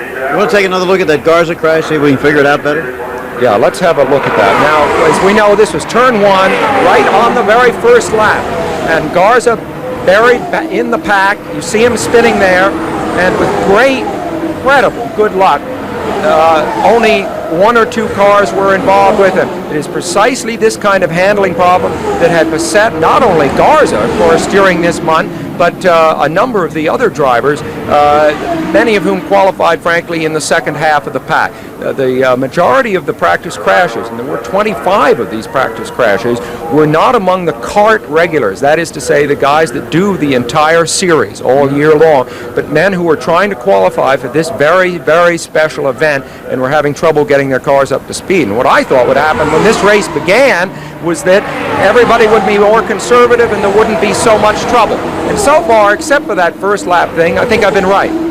Let's hope it stays that way. Back to you, Jim Lampley. All right, thank you very much, Jim McKay, as you watch Mario Andretti. And, of course, as you men have skillfully pointed out, only 4 cars remain on the lead lap as we are almost a quarter of the way through the Indianapolis 500. Danny Sullivan is the significant story outside of Andretti, he has moved all the way up to 4th place. There are 2 young rising stars between Sullivan and Andretti, as Roberto Guerrero is 2nd and Arie Luyendyk of Holland is 3rd. But Bobby Unser, as we watch Andretti trying to run away from the field, with 27 of 33 cars still running, there's only been 2 leaders, and Mario's brief period out of the lead was occasioned only by the pit stop. It's worth pointing out that there have been many occasions in history where a car looked this dominant and threatened through most of the day to run away. It doesn't mean that you win all the time. No, that's for doggone sure. Still an awful long race left, and one of the things we have to keep in mind, Mario was really not just lucky, but their planning was good, and then the luck on that yellow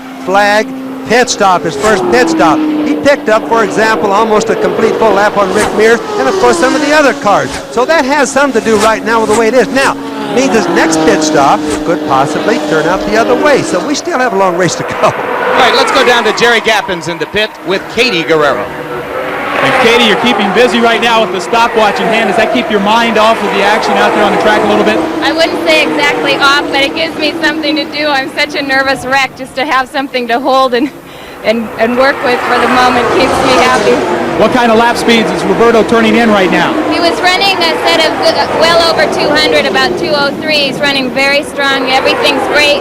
They got fuel without having to change tires, so he's very happy with the car up to this point, and we're really optimistic. Hope to be in victory lane in a couple hours? Oh, would we love that. Katie Guerrero cheering her husband Roberto on right now from pit road. And he's looking good, as he has so many times here at Indianapolis. Second, third, and fourth in the last 3 years. Roberto Guerrero is knocking on the door. Of course, this is one of the biggest sports events anywhere in the world. It attracts a wide variety of celebrities, many from the sports world. You may have seen Greg Norman, the great golfer, walking on the track before the start of the race. I saw Gail Sayers at my hotel just a couple of days ago. And right now, Al Troutwig is standing by with two, or one if you prefer, of the greatest names in the history of American alpine skiing. You'll see what I mean. Jim, you name dropper. I'm with Phil and Steve Mayer. Phil on my left and Steve on my right. They are currently in auto racing, having now given up the skiing route, the Olympic medals. I'd like to know your impressions, Phil, of your first Indianapolis 500. Well, I tell you, it's quite different than television. You don't get the full flavor from that. The crowds here are immense. It's huge, and the people are rather rowdy. But there's a lot of pageantry here as well, with the week-long activity before the race. But it's really exciting here. It's electrifying. Thank you, Phil. These guys have gone 85, 90 miles per hour on skis. I guess, Steve, once the speed is in your blood, you can't wait to do something else, and that's why you've gone into racing. Yeah, it is. I guess you just need that thrill of going fast. And we've always enjoyed car racing, decided to get into it. Not quite at this level. I don't plan to go to this level, but still some kind of car racing. For this year for sure, and maybe down the road as well. All right, Jim, these two finished fourth in their last race. They've got 7 more this year. Gentlemen, thanks very much. Jim? Thank you. And thank you very much, Al Troutwig, as we take a look now at car number 30, the red, white, and blue car. That is Al Unser Jr. And the yellow car right behind him is Al Unser Sr. Father and son challenging each other. They are in 10th and 11th places. Bobby, you raced against your brother many times. What do you know of what this experience is like for your brother and your nephew? Well, I'll guarantee you one thing. Neither one will make it easy on the other one. They'll just be looking at each other just like they're another number, another color of a car on the racetrack. They treat it very good that way. I've never understood, though, how a father and son can run so hard, so close together. I really couldn't have done it myself with my son. And we hope, of course, that your son, Robbie, currently in Methodist Hospital here after a crash which broke his leg Friday night, is going to have a safe recovery and a quick recovery from that injury. Our thoughts with Robbie this weekend as Al Unser Jr. laps a car and now tries to put a little space between him and his dad. Well, weren't you proud of Al Jr. back in '83 when he tried to block Tom Sneva in the last 10 laps and help your brother win the race? Yes, I really was. He didn't really try to block him, but he certainly did try to mess up his hair. He told me he tried to block him, Bobby. All right. We are a quarter of the way through the Indianapolis 500, and maybe Mario Andretti is a quarter of the way to his second victory. We'll be back. From the beautiful principality on the shores of the Mediterranean, the rich and famous gather for the most glamorous of all Grand Prix races. The world's finest drivers and their exotic Formula One machines take to the narrow streets of Monaco in a supreme test of speed and skill. From top speeds over 140 miles per hour to shifting gears while negotiating the course of 1,000 turns, the pressure mounts in this jet set spectacular. It's same-day coverage as Chrysler presents the Grand Prix of Monaco next Sunday on ABC Sports. Back live, and you are on the Indianapolis Motor Speedway in the car of Al Unser Jr., car number 30, currently running in 8th place in the race and making a little move up through the pack. Earlier, Sam Posey asked Al Unser Jr. what it's like racing against boyhood idols. It's like it always was. It was like the first race. It was. These guys, they were my idols when I grew up, and they are my idols today. And when I go up beside A.J. Foyt, man, I get goosebumps in me. When I go up beside Mario, I get goosebumps in me. Dad, the same way. These are my idols, and they still are today, and they always will be. Bobby? That's your nephew. Boy, just look at his head jumping around there. That just comes to mind. I have to point it out to all the people watching. The turbulence. Just look. Now, he's in clean air, and still notice how much his head jumping around. Now, the race car is feeling the same thing. So it's really a problem, the turbulence on this track. Really points up what Michael Andretti said down there in the pits to Jerry Gappens about how bad the turbulence is. Well, and it's always in the first stages of the race, too, when the most cars are out on the track, that the turbulence is at its worst. It thins out a little bit as time goes on, but the beating that the driver takes the duration of the race is much greater than I think most people suspect. Meanwhile, a developing story is the Dutch driver who is currently running third in the race. He finished third at Phoenix just a month ago. Man with a road racing background who's learning to become an oval track racer very fast. Harry Lyondike. Jack Arute is standing by now with the man who owns Lyondike's car. And that man's name, Jim Lampley, is Ron Hemmelgarn. And Ron, it's been a tremendous run, first at Phoenix and now here at Indianapolis for Ari. Well, we're prepared. We're running exactly where we want to be. Our whole strategy is stay on the lead lap and hold it off till about 100 laps to go. When we start, we got a 100 lap mark, we're going to start turning it on. And I think we got a real good chance of winning this. You've kept your speed down at about 196 to 197 miles per hour, so it seems to bear that out. What about Ari? Has he reported any severe turbulence in the car? A lot of the drivers coming out say the air is really dirty today. No, Ari's having a fine ride. He's calling back in. Everything is fine. No problems. Our chassis set. We've worked hard all month, and I feel the living well Provimi car is going to come into you. You can be sure that the people watching in Holland are going to be cheering Ari, but the people in Columbus, Ohio are not too happy today, Jim Lampley, because Bobby Rahal's been back in the pits as well. Let's go back to you. Well, that's a good point. Let's pick that story up one more time as Bobby Rahal has again gone into the pits. He was in 24th place, 6 laps down for a brief period that he spent on the track, and now he is apparently back in the pits to do some more work. So Rahal struggles through most of the day and will struggle, I'm sure, for as long as he's in the race. And now let's go to Al Troutwig with an update on Steve Chassie, whom you met in our pre-race show. Going back on Bobby Rahal. I'm focusing on Steve Chassie and his progress, and so far the progress has been good, from 32nd to 28th to 24th, and now 20th place. Gina Chassie, Steve's wife, are you happy? Yes, I'm very happy. He seems to be running well and just pacing himself. That's what he wanted to do. I spoke to Yui, and they tell me the car is running smoothly and everything is fine. Everything seems to be running well. He looks very smooth. Gina, are you nervous or scared? I was nervous before it started. Now I'm fine. You're okay? Yeah, fine. We'll check with you later. Thank you very much. Jim? I think Al doubts her, and I do a little bit too. She looks a bit apprehensive to me, and of course, who wouldn't be? There, incidentally, is a look at car number 71 of Harry Lyondike, and his success, along with that of the man just ahead of him, Roberto Guerrero, points up the tremendous influence of foreign drivers in this race, which is growing, it seems, with each passing year in the 80s. Now Lyondike comes in, and this should be a normal pit stop. They're having to pit under the green in this sequence.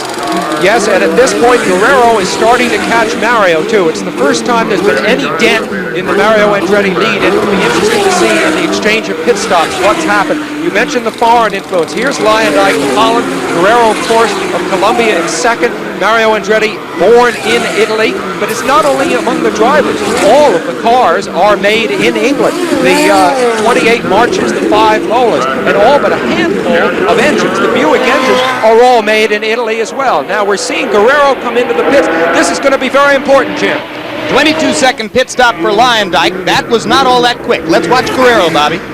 They're doing something on the back, adjusting. Pit fire in Al Unser Jr.'s pit. Pit fire in Unser Jr.'s pit. Little Al looks to be okay for the moment. You can see that the crew is working on the car. And we are in the race cam right now as we get a close-up look. They're pushing it back. He overshot a little bit in the middle of everything.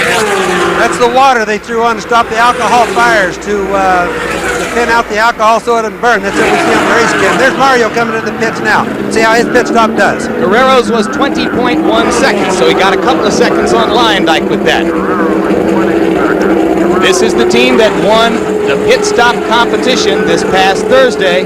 Fastest pit crew in the race, theoretically, according to that competition.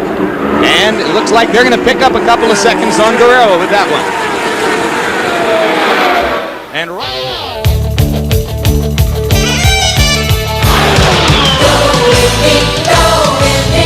the Indianapolis Motor Speedway Hall of Fame Museum brings you all the excitement and tradition of the greatest spectacle in racing. See winning race cars, race memorabilia, classic passenger cars, and tour auto racing's famous 2.5-mile oval, the Indianapolis Motor Speedway.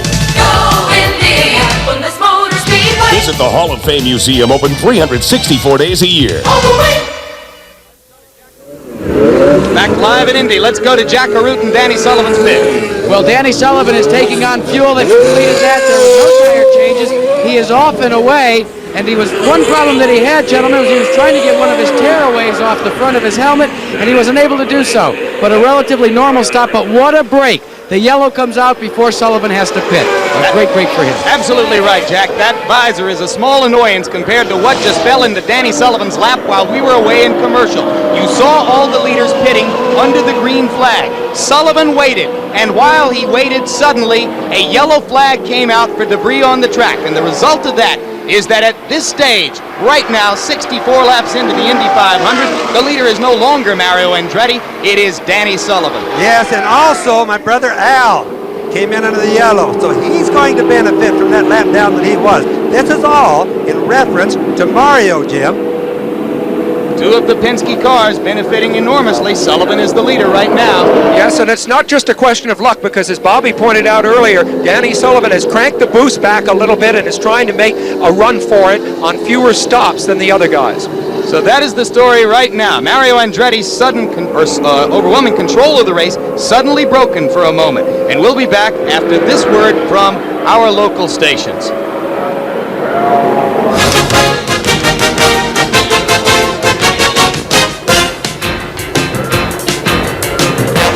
The Indianapolis 500 is being brought to you by the Discover Card, the credit card that offers a wide range of financial services. And by Match Light, proud sponsor of the 1987 Indianapolis 500 Fast Start Award.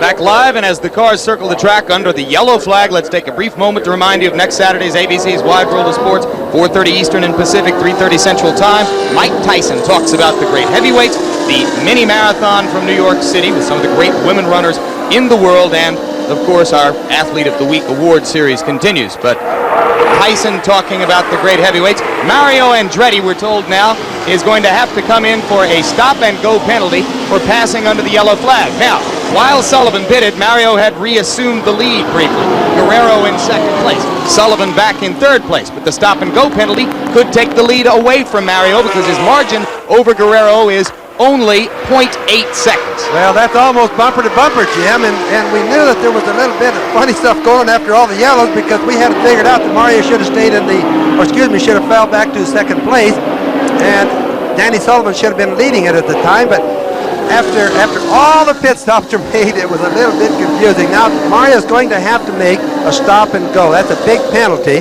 Depending on where he is on the racetrack will determine how bad it's going to hurt him. Well, he didn't come in to do it that time, so we will wait and see exactly on which lap Mario will accept that penalty. Only 3 cars on the lead lap, Sam. Interesting, in the last race for this kind of car, it was Guerrero who had to make the stop-and-go penalty. Out at Phoenix, when we were all there, Jim, Guerrero still went on to win the race, and there's a lot of racing ahead for Mario to make up the ground he's going to lose. But what's involved in this, you have to come off the racetrack at full speed, come to a total stop, and then accelerate back out as fast as you can. So we're going to really see something colorful. Indeed, at Phoenix, Guerrero did it about as well as it could possibly be done. It was one of the great little pieces of driving you will ever see. And now I'm told that we're going to go for a report. Where are we going? Jackaroo. Jim Lampley, if they're bringing him in for a stop-and-go, Mario Andretti, that is, Adrian Newey, the designer, and Tyler Alexander, the crew chief, they have no idea whatsoever about it. In fact, they're working out right now when their next stop should be, and I'm sure they don't intend for it to be in the next 3 laps or so. All right, well, let's clear that up. We listen, as do other people here throughout the Race Control Center, to the USAC, United States Auto Club, radio frequency. And it was over that frequency that our people heard that Mario was to be brought in for a stop-and-go penalty. Could it be that they were only considering the stop-and-go penalty and have now decided not to issue it? We'll wait and see. Obviously, if he doesn't come in, then there may have been a decision made that he did not pass cars under the yellow and doesn't deserve the penalty.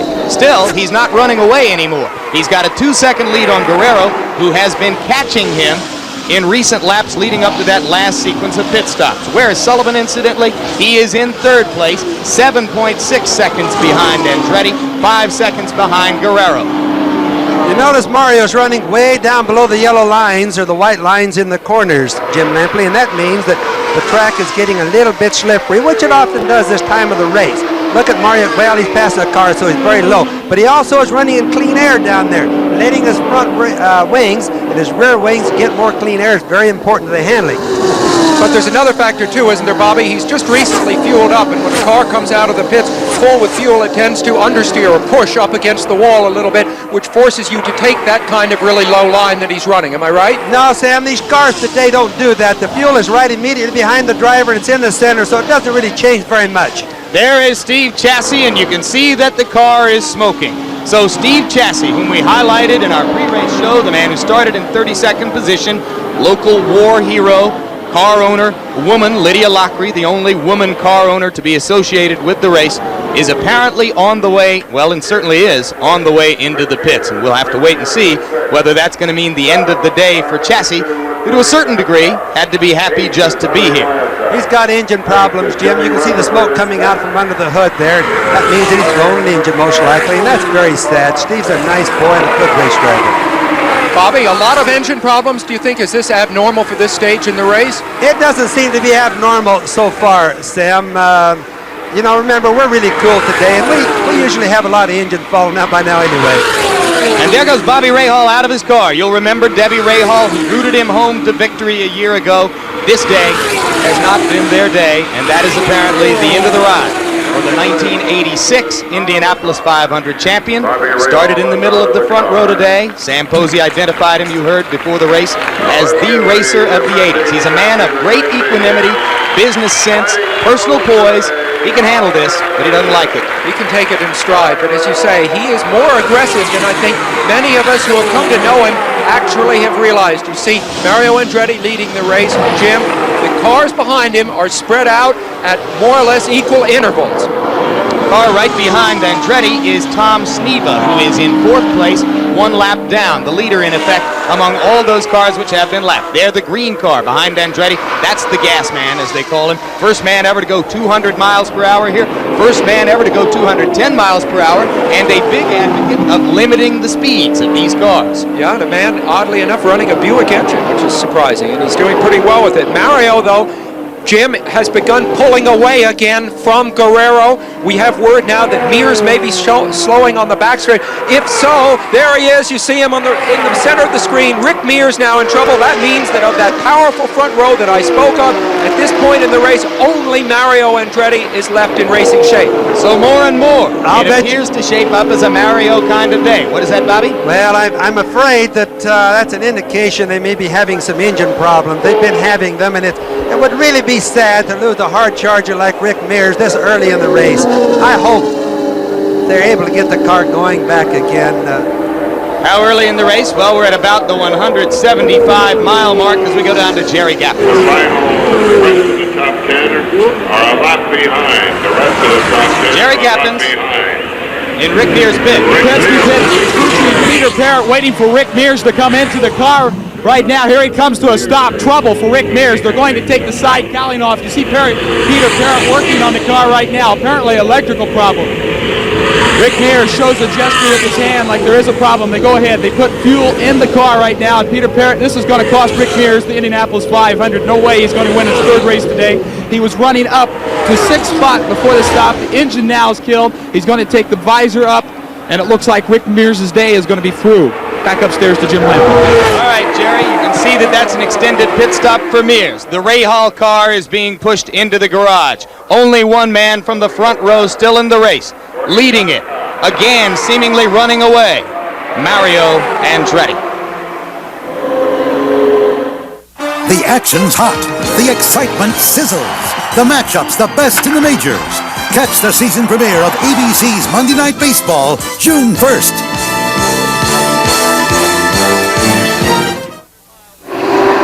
We are more than 200 miles into the 1987 Indianapolis 500. The leader remains Mario Andretti out on the track. Again, Andretti is building the seconds which exist between him and the man chasing him, Roberto Guerrero of Colombia. A.J. Foyt, we spoke so much about before the race, is currently running in 11th place. He is 2 laps down. A.J. still out there on the track, apparently not headed for that long-awaited 5th victory today in his 30th time in the race. Meanwhile, Bobby Rahal's car has been pushed into the garage, as we told you at the beginning of the day. One of our 3 ABC race cams is inside the Rahal car, so that's gone for us as Jack Carute stands by with Bobby. Well, Bobby is still out here on pit road watching the rest of the race, but first, what took you out, Bob? Ignition problem, the ignition box let go, and that was the first pit stop, but I think there's something a little deeper than that because... Oh, let's pick up.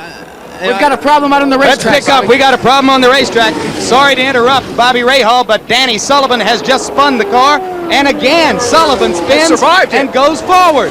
He created his own yellow light. I don't know why he didn't come into the pits right then, Jim. He had a chance to pull right in right after the spin. Doesn't make a bit of sense. Well, maybe he wasn't able to collect his wits rapidly enough to get into the pits. He may have flattened the tires a little. Couldn't it make sense because he's waiting for the pack to get slowed down? Wouldn't it make more sense to take that lap? Wasn't that an example of really good thinking? I think maybe that did make sense for him. Well, waiting for the pack to punch up, in the pits. And by the way, before this yellow, Mario was literally burying Roberto Guerrero. He was pulling away that fast. I think the thing we have to use on pit stops sometimes is the first in, the first out. Under yellow, they all slow down. Most of the drivers, the cars don't know where the yellow occurs. So they slow down, more of an immediate thing. That's what the rules say to do. Do you think Sullivan could have been disoriented or not sure enough of his car to risk pulling in? Because he was right at the end of the pit wall. Let's have a look at what we've got on that Sullivan incident. He went clear down through the infield, down in the grass. Wow. So let's see if it looks like he hurt the car. Has any racer ever had the kind of fortune here at Indianapolis that Danny Sullivan has had in the past 3 years? Let's look back right now with Al Troutwig at 1985. 37-year-old Danny Sullivan grew up in Louisville, where everyone knows a horse has never spun around and won the Kentucky Derby. That was also true of cars in the Indy 500 until 1985. Entering turn 1 on the 120th lap, Sullivan tried to pass Andretti, and what took place will forever be frozen in the minds of those who saw it happen. 20 laps later, Sullivan passed Andretti and became the first driver to spin out and win the Indy 500, his first. And when complimented after the race about his driving in that situation, he said simply, "I had nothing to do with it. I just held on." Well, and today he held on as well and somehow got it off the dirt, back up onto the racetrack, and Danny Sullivan is still on the lead lap.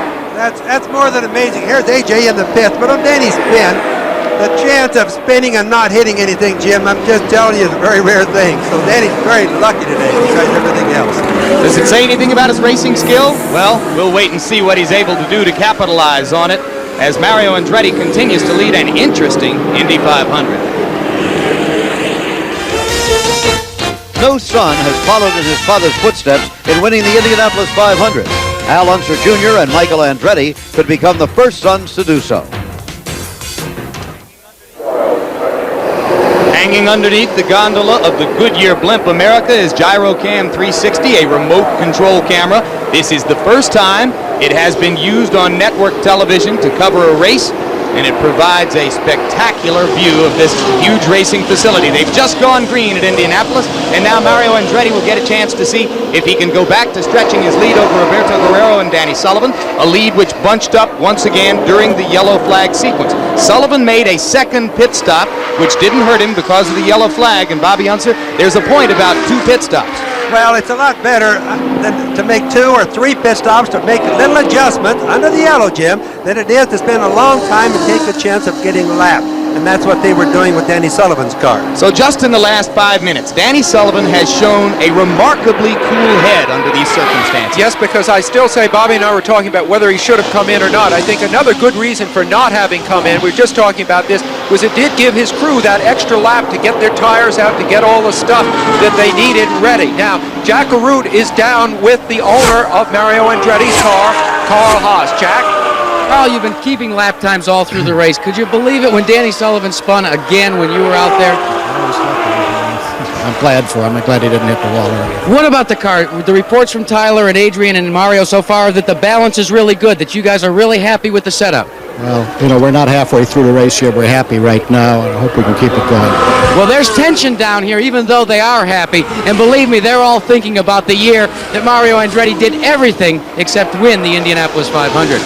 I got to tell you, Jack, I like him, but that man is tense all the time. Carl Haas of the Newman Haas Racing Team. There is a look at Mario Andretti.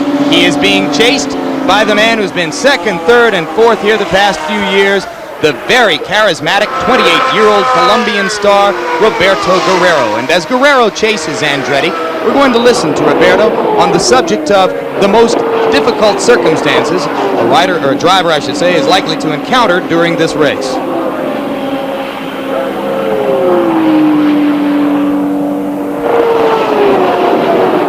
The race, you always have the big problem, first of all, of turbulence. You know, it's very difficult to, when you get behind somebody, I mean, even if the guys are running maybe 5-6 miles an hour slower than you are, then you get within 50 yards of them, and then all of a sudden you lose your front end, and then by the time, you know, the next corner comes along, then you're in the same problem. So it makes overtaking difficult. The other problem that we have is the cars seem to be quite changeable from the full load of fuel to the light load of fuel, which is really what we've been trying to achieve in practice, is trying to get the minimum difference the way the car handles when it has full load of fuel to when it's towards the end of the run with a light load of fuel and with worn tires and whatever. So that's very critical. If you can reduce that gap, then you're going to be very competitive throughout the race. Roberto Guerrero, born in Medellin, Colombia, now lives in San Juan Capistrano, California, thinks that this could be his year to win the Indy 500. Let's go to Jerry Gappens. With Rick Mears. Rick, you're out of the race. What put you out? Well, I'm not sure yet. We had a little bit of trouble with the coil wire, you know, on that first stop, and then we got that going and got back out again, and I'm not sure what it was. How was the car feeling up to that point? You've been flirting around the top 5 to 10, and then that yellow flag kind of put you back a lap, but you were out there running with the leaders. The car wasn't bad, but you know, and that one time under the yellow where it put us down a lap, that just, you know, that killed us. And the pace car where it came out when we were pitting and everything else, it nailed us, put us down a lap. But we were still sitting, I guess, 6th place after that point. So we were just kind of trying to bide our time and see how much ground we could make up, and you know, wait and see what was going to happen, but didn't get there. Michael Andretti complained about turbulence early in the races. It's still a problem out there right now.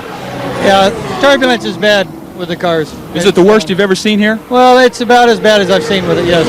But can you deal with it if a car's set up right? Well, you can deal with it. I don't think a car can be right for it, but you can make it a little better than others. And, you know, that's just something we've got to deal with. Okay, Rick Mears, who drives 1/3 of Roger Penske's $1 million inventory here at the Brickyard, is out of the race. Back upstairs to you, Jim Lampley.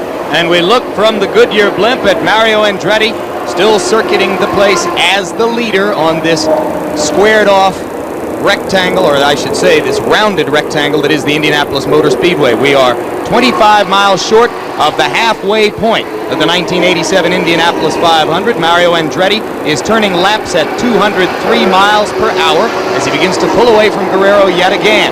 Big guns out of the race. Michael Andretti gone early after a fire in his pits. Bobby Rahal, last year's champion and middle of the front row, out of the race.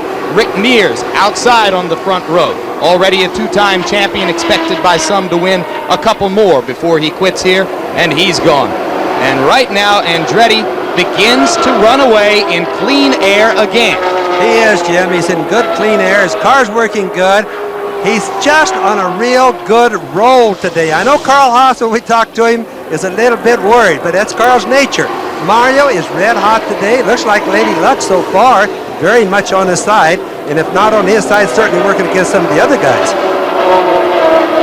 And now let's go to the race cam as we go from this high view from well above the 2.5-mile speedway and look at it from the racer's point of view. Rahal out of the race. Jeff Brabham is also out of the race. So this is the only one of our 3 race cams available for this picture.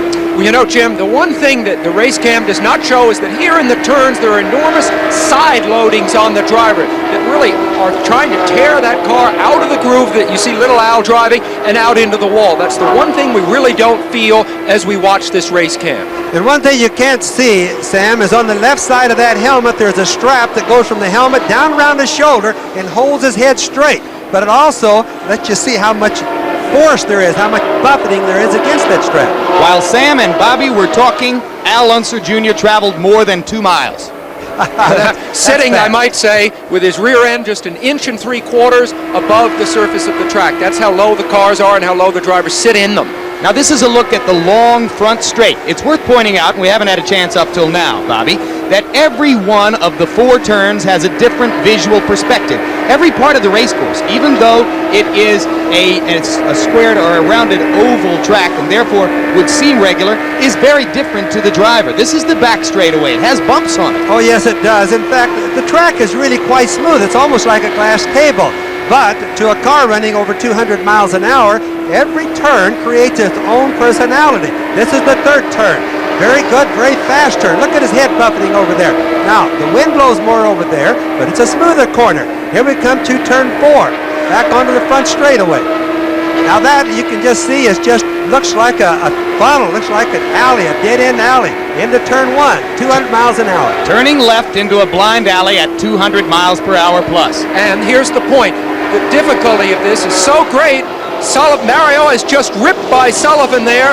Sullivan now a lap behind Mario Andretti. Sullivan, we hear on his radio, maybe having his oil warning light. You saw when we did the cockpit piece on Mario Andretti that they have these warning lights in the cockpits. And now Jack Arute is down in the pits with a story on this, Jack. Well, Sam, let me put a period on the story about Mario Andretti and the purported penalty, the stop-and-go penalty for an infraction out on the racetrack. Let's explain to you how that happens. All the USAC officials are equipped with these radios all the way around the racetrack, and they report in as to what's happening. It seems that maybe they reported in a possible infraction, but I just checked with Jack Beckley, the technical director of USAC, and he said it was never discussed as to whether they would even consider giving Mario Andretti a penalty because there was no penalty to be given because there was no infraction. So we were listening to these radios and heard the report in, but never really got to listen in on the decision. Back to you. Thank you, Jack, and I bring you this report from our producer, my boss, Bob Goodrich. We stick by our story. We heard something about it. The eventual decision on that would go to Tom Benford at any rate, so I'm sure possibly it would discuss, but before it ever happens, it has to be approved by Tom Benford, and it obviously didn't get through there. But listen, there wouldn't be an Indy 500 complete without a controversy of this kind, am I right? We've got a controversy Oh, of that that's Dick Simon on the back stretch, Jim. I'm sorry to jump in some kind of trouble. The man who is the oldest driver in the race, qualified 6th, was promising early in the game, running as high as 6th and 7th. He might be out of fuel, right, Bobby, the way he's swerving it from side to side? He obviously has a fuel problem. He's trying to make it pick up. He's sloshing the fuel back and forth across the tank so the pickup for the fuel pump will grab the fuel. But he didn't make it. Now, how could that happen? We'll discuss it later, but these gentlemen are supposed to know about how far they can go, and they're getting feedback from the crews on how far they can go on a tank of fuel. Well, Jim, that could possibly be, and he may not really be out of fuel. Remember, the driver doesn't know why it quit. He could have had electrical failure and think maybe it just ran short of fuel. That is the yellow flag along the front straight, and now let's go to Al Troutwig under this yellow flag, who's standing by with Steve Chassis in his garage. Well, Jim, the problem with number 87 was not the chassis itself, pardon the play on words, but it was water in the engine. I'm with Steve Chassis and Lydia Lockery, the only woman to own a car in this running of the Indianapolis 500. Steve, first to you. The disappointment is quite clear. What are your thoughts about what happened to you out there? Well, I'm disappointed we didn't run all day, of course, but the United Oil car ran well. After the first pit stop, the boys fixed it. I radioed Huey and told him I couldn't run near anyone. It would turn loose on me. So on the first pit stop, they took some front wing out of it and had a little push, and then I could run near anybody, and we were running at competitive speeds, and I was thinking of a good finish. Earlier in the show, we had 8-year-old Blaine, Steve's son, explain to us a little bit about Steve's life. What are you going to say to him when you see him? Hello. Now, Lydia, outside, you were very upset when you told me about the car being out of the race. What are your feelings?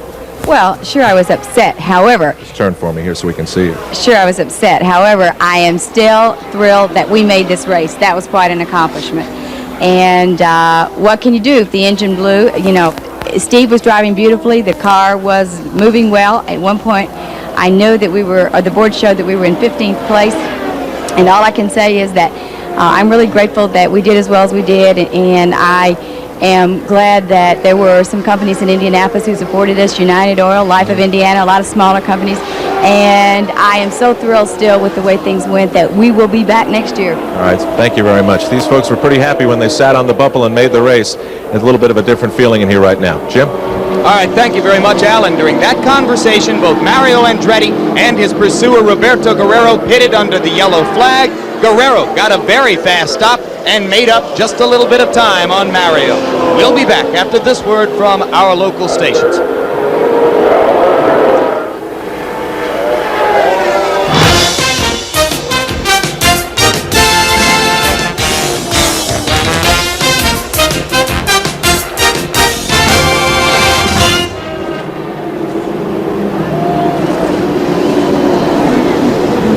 Back again with an update this time at the Indianapolis 500. Jim McKay reporting here.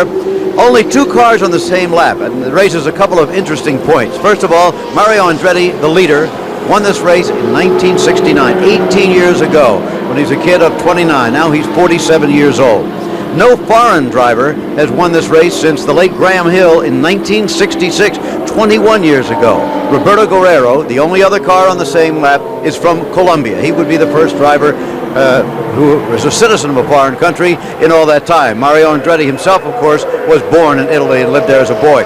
Let's take a look now at some of the specifics of this race. The race analysis first. Only 3 leaders in the race. That's unusual to this point. Only 8 lead changes and 6 yellow flags.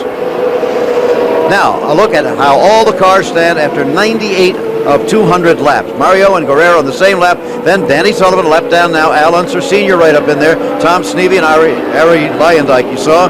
Brayton, Pim, Barbazza, Fabrizio Barbazza, A.J. Foyt in 10th place. Peter Paldi, former world champion. There you see Rich Vogler, the others going down. And now they're going green. Mario Andretti leading the Indianapolis 500. Into turn 1 again. And still having no problems at all, it would appear. Okay, so they're restarted, continuing with the way the cars stand in this race right now. Derek Daly, you see there. Tony Bettenhausen, son of the late great driver here, in 18th place. And moving right along, down to 19th and thereafter. Johnny Rutherford in 20th place is out of the race, so he'll be dropping down. John Cock out, Mears out, and all of these out except Jose Lagarza, technically not up, but he's 50 laps down, as you saw. So that's about far enough back. Okay, out of the race at this point and the reasons. Let's take a look at that. George Snyder, who became a grandfather just a few days ago. Michael Andretti, his father leads the race. Luck was not with Michael this time. Ludwig Heimreth Jr. is out of the race. He crashed, as you see. Kevin Cogan, who's been a factor in this race positively and negatively in the past, finished second last year. Mechanical problem. Randy Lewis, Pancho Carter, who's been in this race a great many times. Others out of the race, let's have a look. Bobby Rahal, the defending champion, is out with mechanical problems. Steve Chassie, you met just a minute ago. Davy Jones, the young man, the protege of A.J. Foyt, went out quite early. Jeff Brabham, the son of the former world champion driver, Jack Brabham, out with a mechanical. Rick Mears, a former champion. Gordon Johncock, a former champion. With Bobby Unser right now. What would be the point you'd make it right now, Bobby? Well, the point I got to make is that the Lady Luck is really smiling on Mario. The yellow flags have always been a big factor in how the race turns out, and then the pit stops also.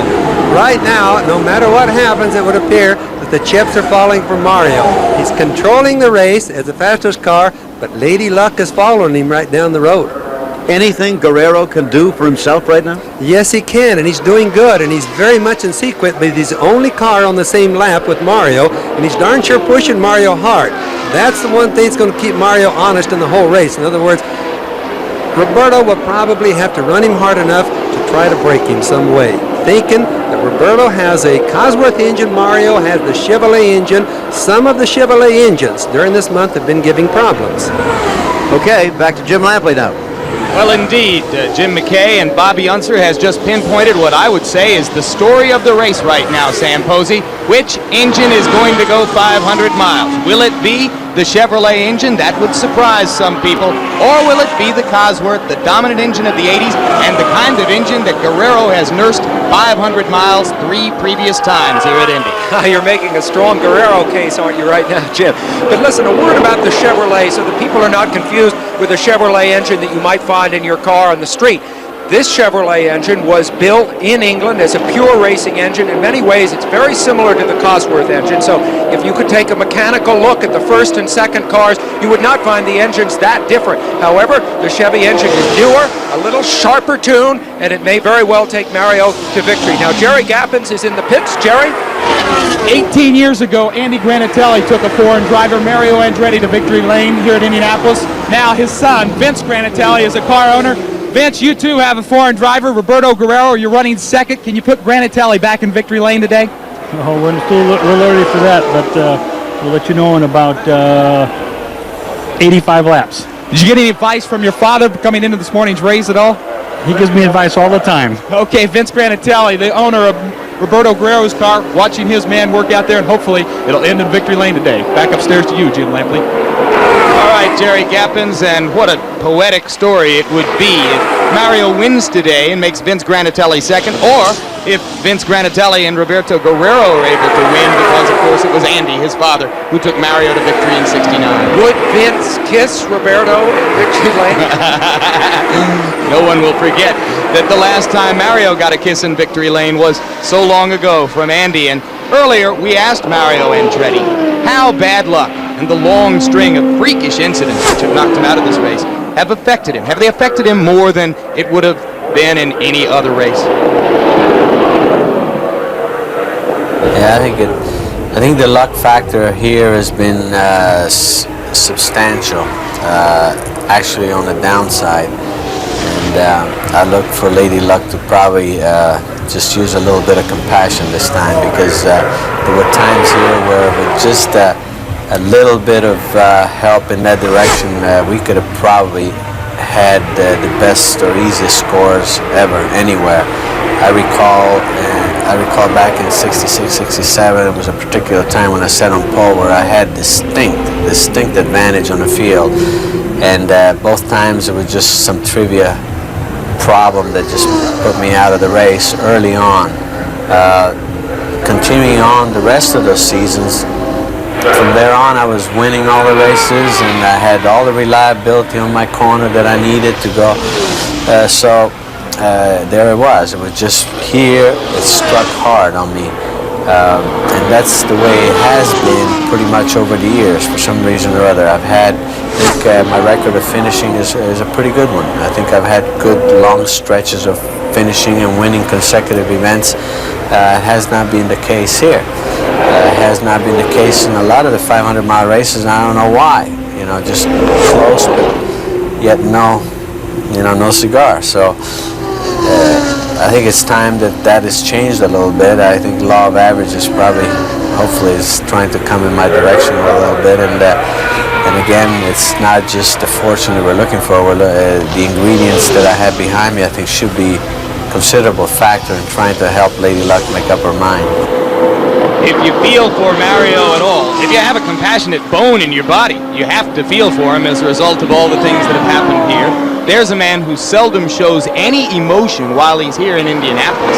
Adopts one of the least readable, most highly poker-oriented faces of anyone here, but you know that his heart is racing and his stomach is churning right now. I think it might be, outside of winning that Oscar, Paul Newman's greatest goal in life, to steer Mario toward an Indianapolis 500 victory. He's standing by with one of the public relations men who work in the Andretti camp as they time lapse and watch their man and wait now with 91 laps to go before the end of the Indianapolis 500.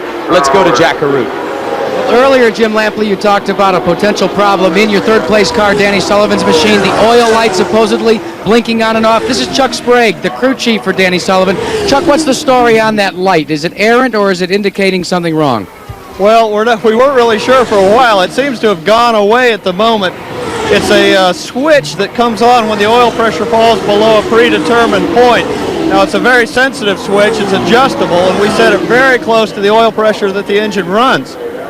So it's possible that a slight vibration might readjust it from time to time and then give us a false reading. That's what we're hoping. If there is indeed an oil pressure problem, we've got some pretty terrific oil with Pennzoil, and we've got a terrific motor with Chevrolet. Well, not yet, but it looks like, and it almost sounds like every time you hear that light, you're concerned that the Chevrolet may not be able to go the distance. Because of that oil pressure light, you're a little more sensitive to it than most people. Well, it's still a new motor, and we're still getting up on the higher points of the learning curve with it. But at the moment, it seems to be serving us quite well. It tends to be a little longer lasting in this March than it was in the Penske, so we're optimistic. We're running a high 190 pace now, so we're very happy. We just wish we hadn't got caught out that lap a minute ago. put optimistic in quotation marks, and I think you've captured what the situation is down here in Danny Sullivan's pit. Gentlemen? Well, Sullivan lays in wait, one lap back. Mario Andretti, also with a Chevy engine, leads. Roberto Guerrero chases him. We'll be back. A title steeped in a tradition of greatness. Now the youngest man to ever wear that crown, Mike Tyson, looks back at the great heavyweights of the past, plus the mini marathon from New York City, all on ABC's Wide World of Sports Saturday. Back live in Indianapolis, Jim Lampley again with Sam Posey and Bobby Unser. You know, we've told you many times that on the lead lap, Mario Andretti, in a car with a Chevrolet engine, is being chased by Roberto Guerrero in a car with a Cosworth engine. One lap down in third place, Danny Sullivan, right there in the red and white car with a Chevrolet engine, is being chased by Al Unser Sr., Bobby, your brother, in a car with a Cosworth engine. Yes, it's kind of ironic. We've been hearing about all these horsepower differences. The Chevrolet supposedly having a lot more horsepower than the Cosworth. But let's just watch Danny and Al. Danny is in front with the Chevrolet. Al is behind with a Cosworth engine, same chassis, both 86 marches. Looks like Al pulls up on him pretty easy. Doesn't look like he's losing an awful lot in the straightaway, maybe a little bit there. Yeah, but Bobby, isn't that because he's drafting Danny right now? It'll be different perhaps if he's able to pass him. We'll see if he can pull away.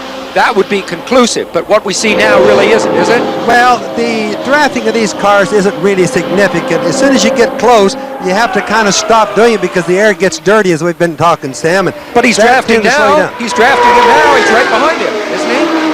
Here's Roger Penske, the owner of both the cars, of course, that we're seeing battle right now. But the way Roger organizes his pit, as we all know, these guys race against each other, crewed by independent crews, each taking their own individual best shot at the race. Yeah, where today's responsibilities are concerned, Roger's out of the race because Rick Mears is back in the garage. Right, there's no team action, in other words. Al Troutwig now standing by with a report on all of the countries around the world. 4 of the top 7 drivers are foreign-born who are receiving this race. Al? Jim, that's true, but none of them are from Japan. That has not stopped Japanese television from coming in to cover the race. Well, let's try to listen in here for a couple of words. 今ようやく ABC のリポーターが入ってまいりまして私たちを生放送で捉えようということです。Thank you very much. Also, Brazil is here live. Let's go over here. Scotty, my cameraman, we're going to take this run. Come on. Here's Brazil.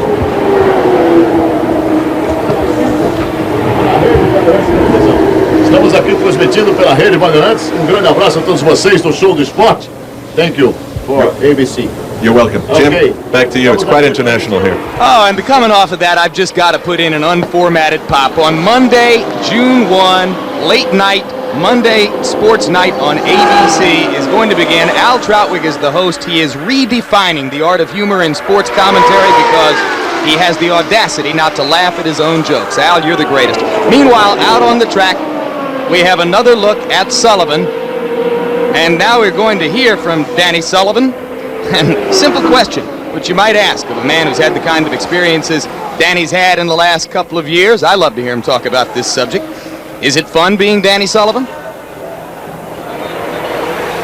Yeah, I'm having a good time. I mean, sometimes it gets to be a strain, but you know, you have to think about when you're starting and when you were in the Formula Fords and when you were looking on it from the outside, kind of looking in, and you were seeing the Jackie Stewarts and all those people, and you thought, that's where I want to be.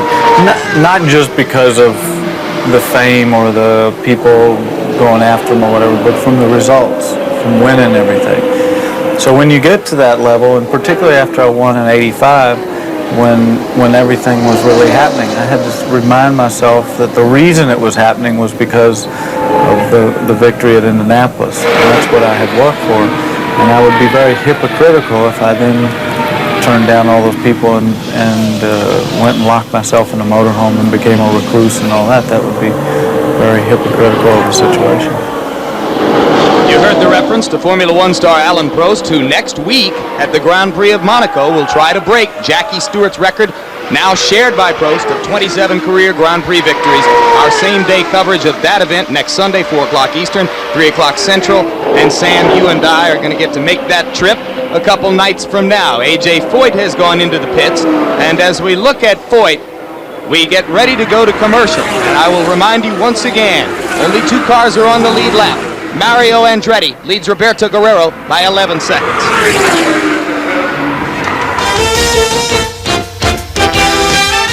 10 years ago, Janet Guthrie became the first and only woman to start in the Indianapolis 500.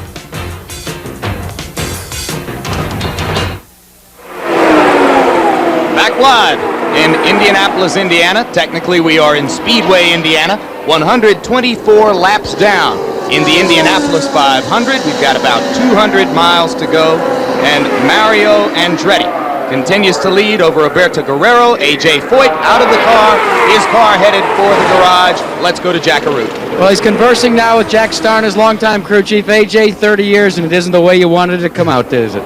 No, it seemed like the last 6 or 7 laps the engine started getting sick and started blowing oil. So I don't know what happened, but something happened. Hey, what about the run, though? Always consistently in the top 10 with an unproven car. You really looked as if you proved that you are back.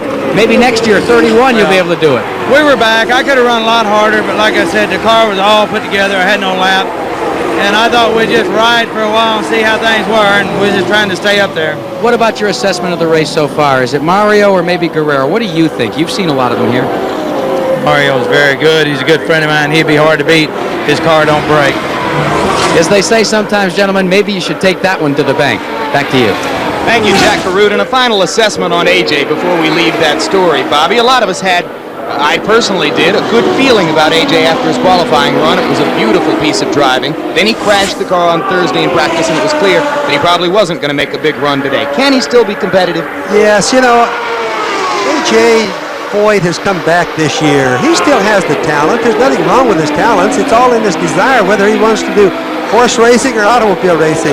Right now, it's obvious he wants to race cars. Now, how long he's going to stay that way, I can't tell you.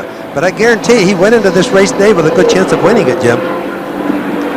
Bobby and Jim, as we watch Mario Andretti, we have word that Roberto Guerrero is going to pit. We see from here his crewman waiting for him. But you know, Mario has passed one important phase of the race, which is the early part, which is where he so often breaks down. So he's passed that part, which is good. And here's Guerrero now coming into the pits over that very rough, this is old pavement here, still concrete and very rough, especially when you consider how stiff the suspension of these new cars is.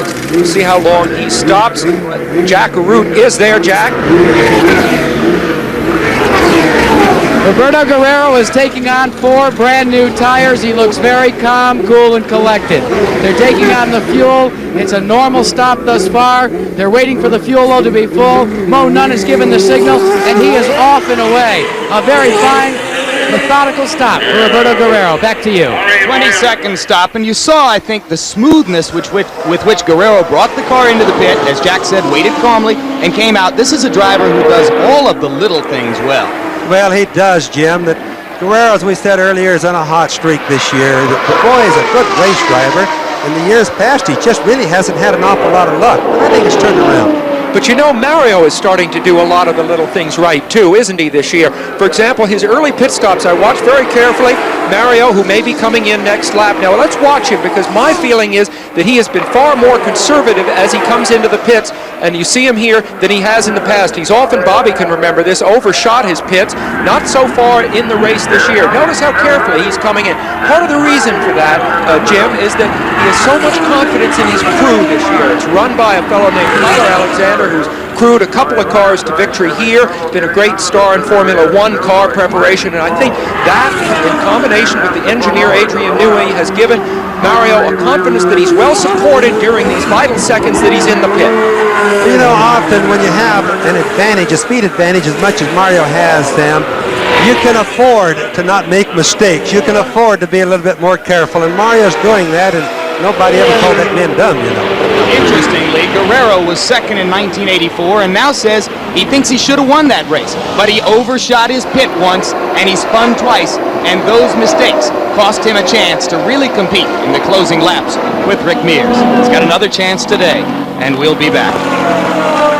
Jet-set spectators fill the streets of Monaco in the most glamorous race on the Grand Prix circuit.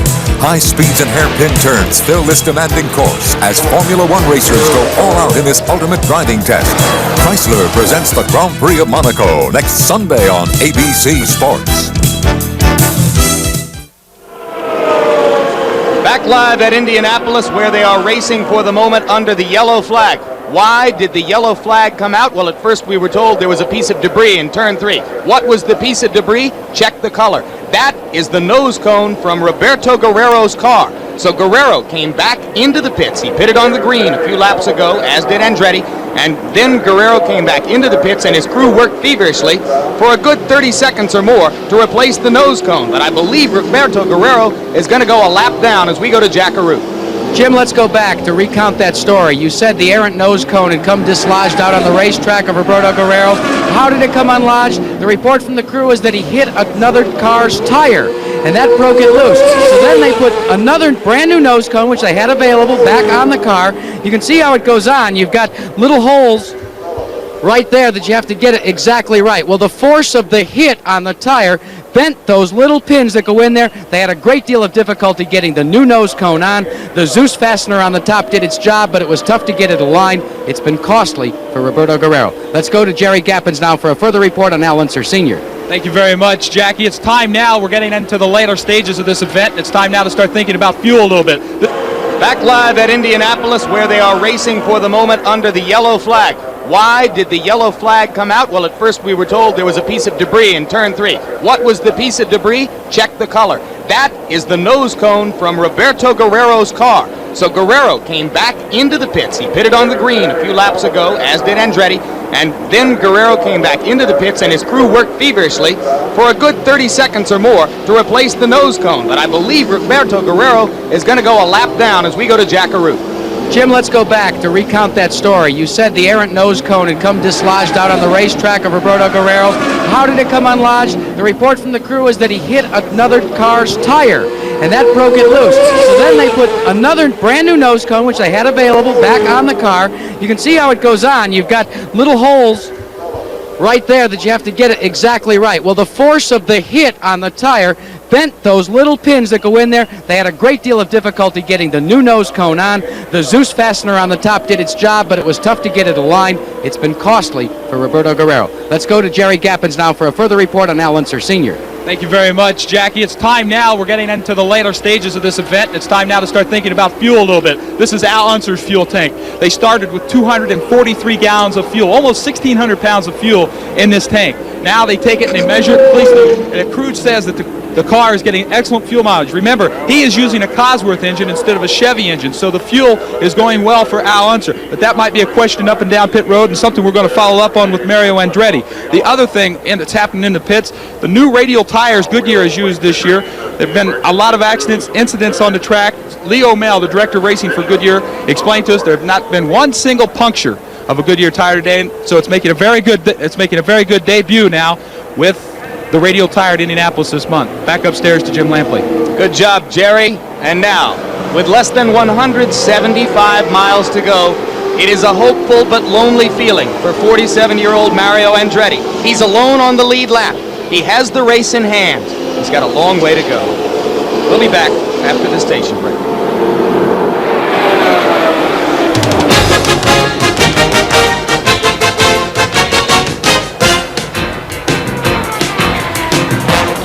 The Indianapolis 500 is being brought to you by Miller Genuine Draft, cold filtered draft beer. It's as real as it gets. By Goodyear Tire and Rubber Company. No matter how far you go, Goodyear takes you home. And by Match Light, proud sponsor of the 1987 Indianapolis 500 Fast Start Award. We are back live at Indianapolis. I'm Jim Lampley in the booth with Sam Posey and Bobby Unser. There is the story of the leaders who are racing under the green right now in the Indianapolis 500, and you can see that one car is alone on the lead lap. Now, a quick postscript on what Jerry Gappens mentioned just a few moments ago. Throughout the month, so much of what we've talked about and many other observers here have talked about has had to do, as you look incidentally at Emerson Fittipaldi's car. Emerson's car is now on the inside of the track, and Fittipaldi, who had to go back to 33rd place and start in a backup car after a practice crash this past Thursday. Managed to make it 135 laps on the race, but now he apparently is going to be history. And there is Andretti, who is out there all alone, running well ahead now, a full lap ahead of Roberto Guerrero. But we talked all month about the handling problems, the excessive number of crashes, 25 crashes. Bobby Unser, it's been an extremely clean race given those circumstances. Oh, it certainly has. You know, the only problems we've had all day so far is what we had with Joseli early at the start of the race. Number one turn, number one lap. And since then, we've only had Danny spinning and just almost nothing. It's been the nicest, cleanest race, and I think the account for that has been the weather. The weather has been very cool. The track is cool, the air is cool. It's made the cars stick good, a lot safer. Incidentally, Emerson's car is not an accident, so the people know. That's a mechanical problem. He was going slow. Something probably quit on the car, maybe the engine. Yeah, thanks, Bobby, for pointing that out. And Sam, any reflections on the tire and wreck story? Well, you know, I think the reason it's been so safe, really, is that the cars have been going so slowly. Except for Mario and the 3 or 4 guys pursuing him, when you watch him go by the slower cars, look at his superiority. The pace among the majority of the field is really extremely slow. I don't think we really are answering those questions about the tires and about the suspensions of the marches and some of the other things that were big issues during qualifying. Right now, let's return to the story of 47-year-old Mario Andretti, racing here after having been a rookie 22 years ago in 1965. He won the race in 1969. It's fascinating to me that if you were to look back at what happened in practice and qualifying every year and then tried to guess which year Mario had won the race, 1969 might be the last one you'd pick. There have been so many other years when he appeared in a position to win it, and so many things have gone wrong. Right now, with Al Troutwig, let's reflect on the litany of frustration for Mario Andretti at Indy. In 1969, everyone thought Mario Andretti's bad luck at Indianapolis would continue as it had for 4 years. He had destroyed his slick Lotus in practice, but the young driver from Nazareth, PA slid into his Andy Granatelli-owned backup car and drove to victory for the first time in Indianapolis. But even a good luck kiss from Andy Granatelli could not change the fact that for Mario Andretti, it would be his only win to date. In 1975, Mario's jinx was again on full display in the backstretch of the Speedway as he swerved out of control and into the wall. His 12th trip to the Indianapolis 500 was completed with the aid of a tow truck, and all he carried away from the track were bruises. In 1978, Mario failed at Indy again, but concentrated his efforts on the Formula One circuit and won the World Driving Championship. But even this moment of joy was tainted because his teammate Ronnie Peterson died in the race that gave him the title. In 1982, Mario was only yards away from receiving the green flag at Indianapolis again, only to fall short of the brick line because of this aborted start. Kevin Kogan veering out of control, hitting A.J. Foyt, and then Mario hitting him.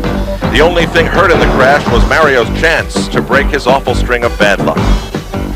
2 years ago, in the 69th edition of the Great Race, Mario became a victim of driving magic. Not his own, but Danny Sullivan's. It was Sullivan who got everyone's attention recovering from this spin and going on to win the race. Mario came in second. Then last year, a crash in practice after he had qualified for the field at better than 212 miles per hour. The irreparable damage forced Andretti to start from the last row in his backup car, and that car only lasted 19 laps on race day. This year, with the pole position at every race, a victory at Long Beach in a car that has run laps at speeds over 218 miles per hour, one wonders whether the Indy hex that has seemingly hovered over Mario Andretti since '69 will finally be lifted. Piloting the Goodyear Blimp America is Captain John Moran from Spring, Texas, and operating Gyrocam 360 is ABC's Ken Sanborn. They follow Mario Andretti. Bobby, you raced against him hundreds of times. Did he create a lot of his own bad luck? No, he didn't really, Jim. It's just sometimes it happens that way. A driver has to, first of all, be fast. And after he's fast, he has to have a little bit of luck go with him. Now, Mario's had a lot of luck in his racing career. For example, he's hardly ever had any hurts. In other words, he has very little what we call sheep time. But he is fast. He just needs a little bit of luck going his way, and that's what he has today. Well, I really agree with Bobby's assessment. You know, Mario has dominated this race, leading all but 5 laps so far. You see Paul Newman there hoping that his good luck this year will be transferred to Mario. Jack Johnson, Jack Dempsey, Joe Louis, Rocky Marciano, Muhammad Ali, the legendary heavyweight champions. Now the youngest fighter ever to wear that crown studies their greatness. Join Mike Tyson in a rare look at the great heavyweights. Plus a world-class field of women runners hit the streets of the Big Apple. It's same-day coverage of the mini-marathon from New York City. All on ABC's Wide World of Sports, Saturday. Overhead at Indianapolis, a look at the second place car, number 4, Roberto Guerrero. A long way now between Guerrero and the leader, Mario Andretti, who is one full lap ahead. As you follow Guerrero past the luxury suites on the backside, and there is the third place car, the yellow car, number 25, being driven by Al Unser Sr., three-time winner of the Indianapolis 500. Didn't have a ride this year, was out of any car until 2 weeks ago when he took over the car, which Danny Ungaius had crashed, and which is fostered by Roger Penske Racing. We asked Al Unser Sr. for his feelings about the possibility of not being in this year's Indianapolis 500, and then winding up with a ride after all.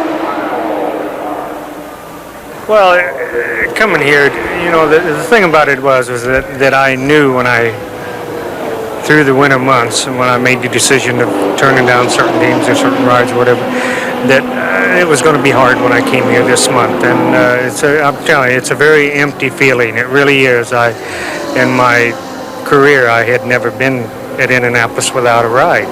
So it was empty, yes.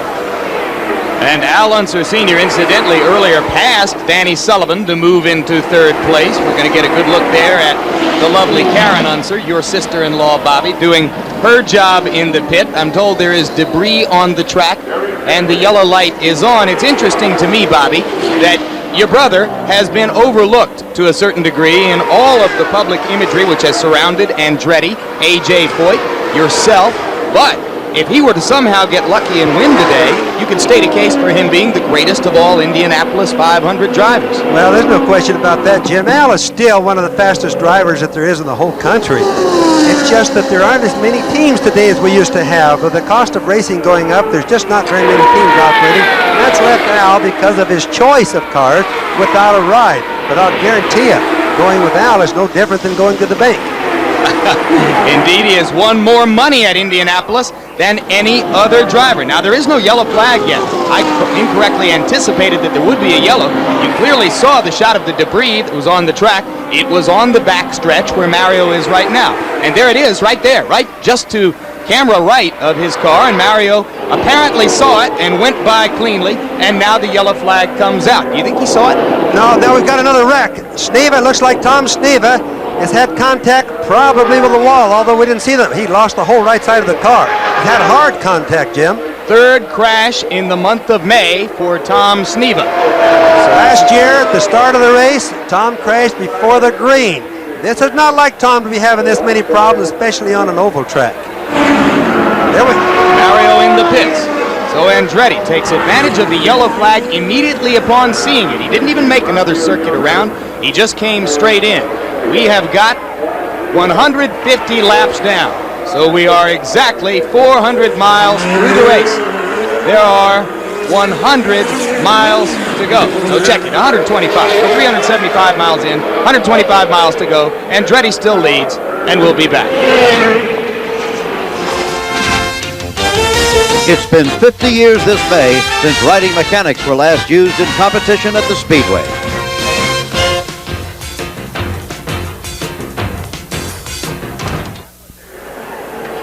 We are back live in Indianapolis as you see Tom Sneva's car being hauled away from the backstretch where he hit the wall, and we're going to take a look now in replay at what happened with Tom Sneva. Bobby?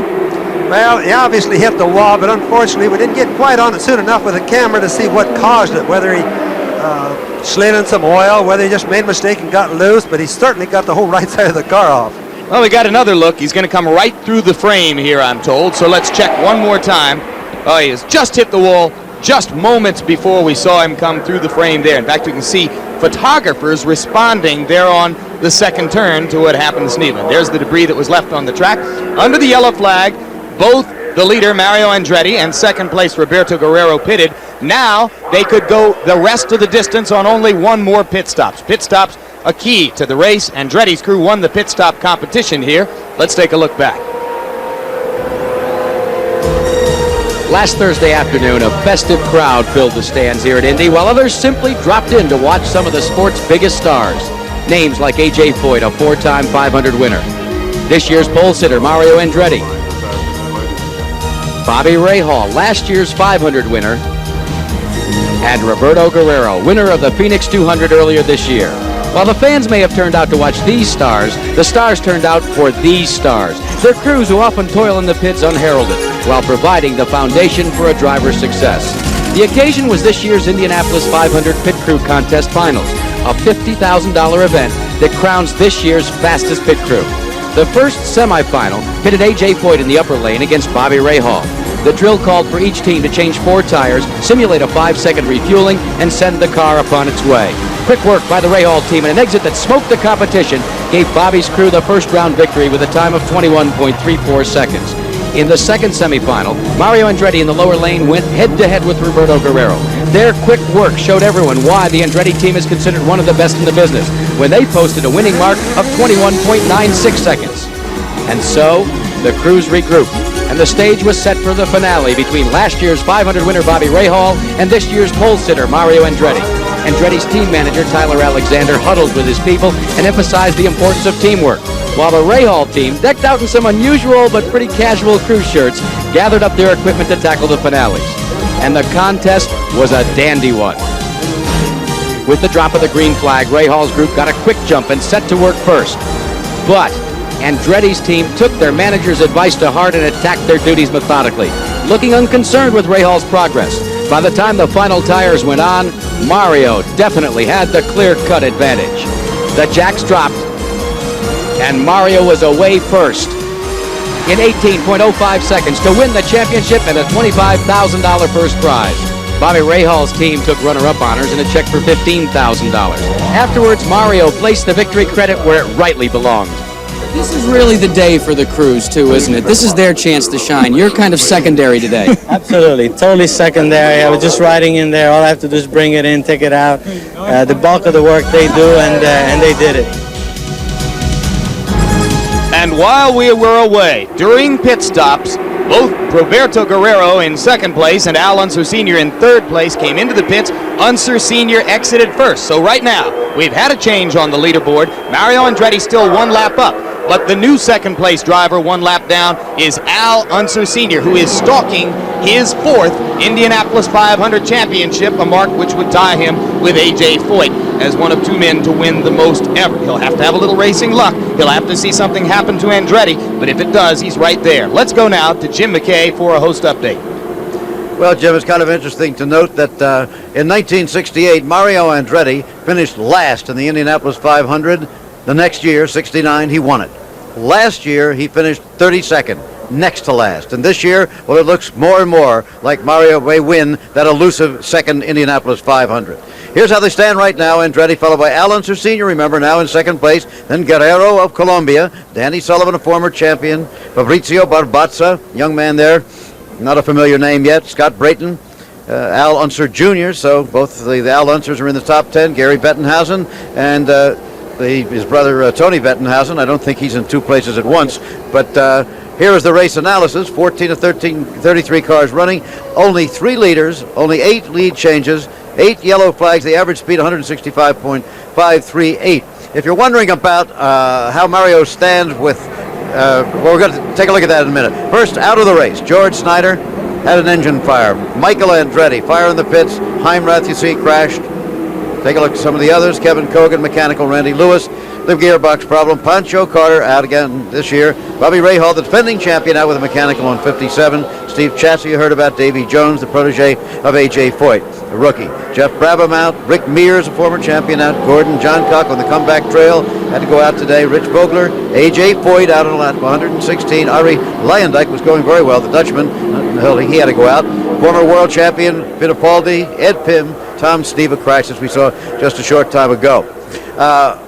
if you're wondering how Mario stands in regard to most laps led when you win an Indianapolis 500, well, a long time ago, Billy Arnold, back in 1930, in the midst of the Depression, 57 years ago, led all but 2 laps of the race. Bill Vukovich in 1953, Bill Vukovich Sr. led all but 5 laps. And after that, well, Mario would be right up there. Sam Posey's with me now, and the story is as the story was when we came on the air. Mario Andretti. Exactly, and you mentioned people that have really dominated the race. The last time it was done in modern times was in 1967 by A.J. Foyt, who did go on to win it, so that's a point.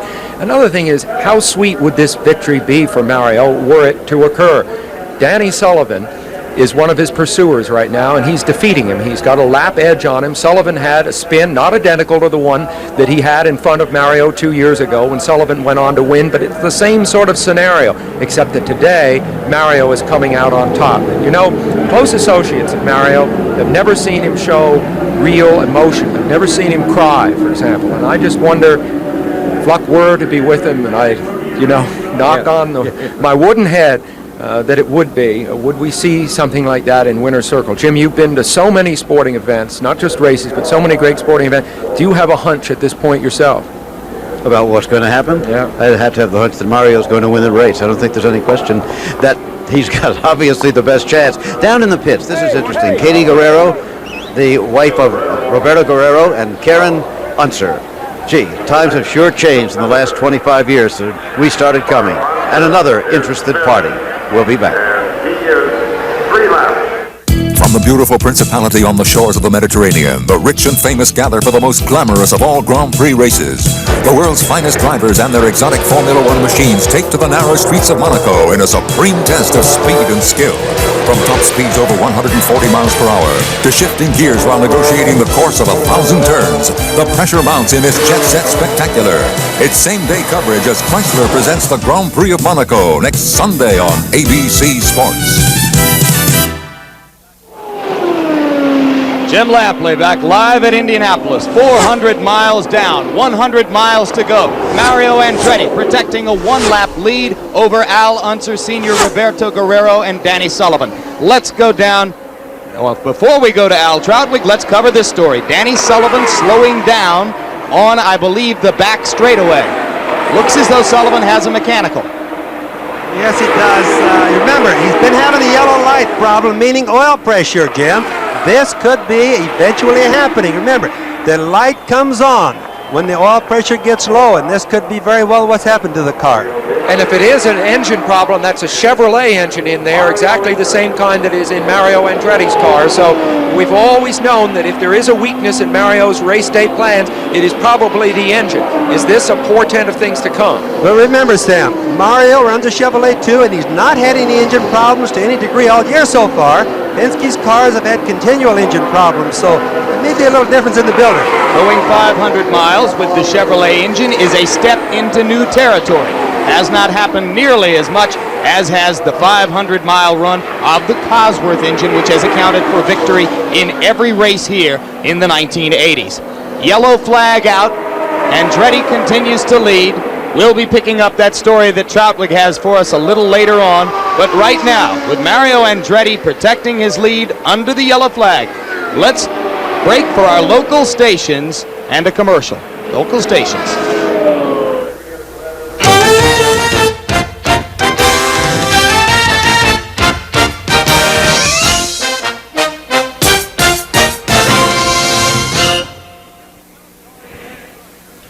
We've got 12 cars left running in the Indianapolis 500. Here was the latest to go out. You are looking at a replay from the front straight and watch the car in the middle of the track. You're going to see a piece fly off of that car, and there it goes off flying into the distance. That's a wing plate, the edge of the wing, Jim, and that's about a common thing that's been happening to these cars. Maybe this one didn't. Most of them take the carbon fiber wing plates off and put aluminum on in place. Meanwhile, the day ends for Danny Sullivan. Yes, and you know what this leaves? It's so extraordinary because Sullivan, after his great day, leaves only Bobby Unser's brother Al of Roger's entire team. 3 has become 1, and that's a very good one indeed. But meantime, down to Al Troutwig. Al? Sam, you and I frequently speak of new innovations in racing. You're looking at one of them. This is the means of communication being used by the Tony Bettenhausen crew. If it looks like a telephone to you, you are correct. If we knew his number, we could actually dial him in his car. This is Ted Quackenbush, a representative of the Tony Bettenhausen crew. Ted, how's the telephone working? Worked great for about the first 100 laps, and then the microphone in the helmet gave way, and now we're going back to hand signals. What does a telephone call like this cost? Well, since today's Sunday, it's off peak, so it's 17 cents a minute. Which comes out to roughly $30.60, Jim Lampley. Only you, Al Troutwig, only you. And since I've left you hanging on the edge of your seat, let me take you off of it. The car which lost the wing plate was that of Fabrizio Barbazza, the 23-year-old rookie who lives in the legendary racing town of Monza, Italy, and who's been running beautifully here today in the top 10 much of the day. That's Fabrizio is driving a car for none other than Frank Arciero. That's a guy I used to run for, and Dan Gurney used to run for. He's been racing a long time. All you Italians stay together. Unser. There you go. And it's the crew chief there is the brother of the man that was my chief mechanic here, Dennis McCormick. And he told me that Barbazza comes on strong in the latter stages of the race, so we may see a lot more from him yet. Meanwhile, let's take advantage of this yellow flag to remind you that on Saturday, June 6th, which is 2 weeks from now, or actually 13 days, ABC Sports continues its live triple round coverage with the Belmont Stakes. Kentucky Derby and Preakness winner Ali Sheba will look to capture the third jewel and complete a $5 million Triple Crown purse, the 119th running of the Belmont, live 4:30 Eastern, Saturday, June 6th, ABC Sports. Green flag in Indianapolis. The yellow flag has bunched up the battle for second and third between Guerrero and Al Unser Sr., and now it is Roberto who has moved back into second place. Roberto passed Al right on the green flag. It looks like maybe Roberto caught Al sleeping a little bit, very much the way Ray Hall caught the boys last year and won the race that way. So I'm sure Al's going to really wake up over this one. Well, Ray Hall still contends to this day that he had the big advantage from the second place position, that there was almost no way he wasn't going to pass Kevin Cogan in those circumstances because of the wind condition. Well, possibly, yes, but I always felt that that was very gracious of Ray Hall to pay, Kevin Cogan the compliment. Now we look here at the pass that Bobby was just talking about.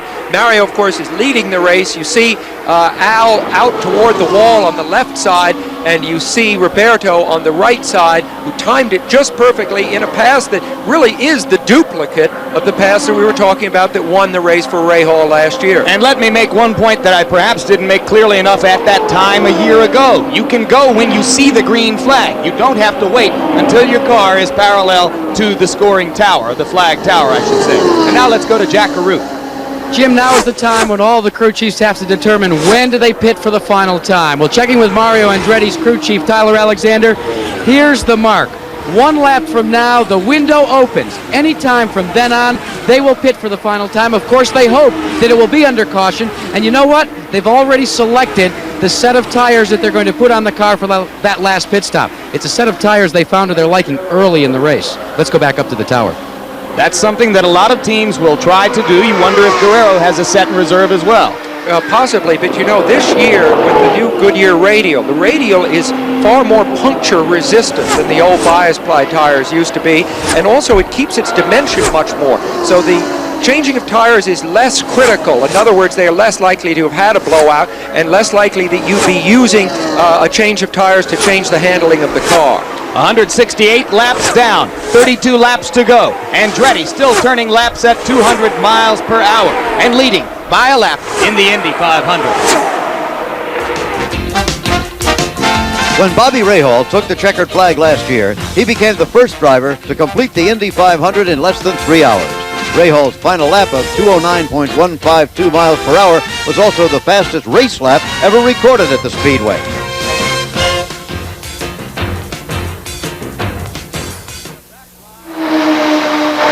We are back live, and you look at the leader, Mario Andretti, with now only a short distance to go, 28 laps in the Indianapolis 500. Andretti is being chased by Roberto Guerrero. We keep mentioning that Roberto Guerrero and Al Unser Sr. are just 1 lap down in case you're not totally oriented to auto racing. What does that mean? Well, it means Guerrero would have to pass Andretti twice to take the lead, and the same is true of Al Unser Sr. And the gap between them, Bobby Unser, is significant in terms of time. Well, it really is, and you got to remember this now. Mario's in a different predicament right now than he's been all day. It means that he's got to drive totally a defensive race now. Don't make any mistakes. He's up a full lap, so he's got to play careful. Meanwhile, the man who beat Andretti in 1985, Danny Sullivan, stands by with Jack Carute.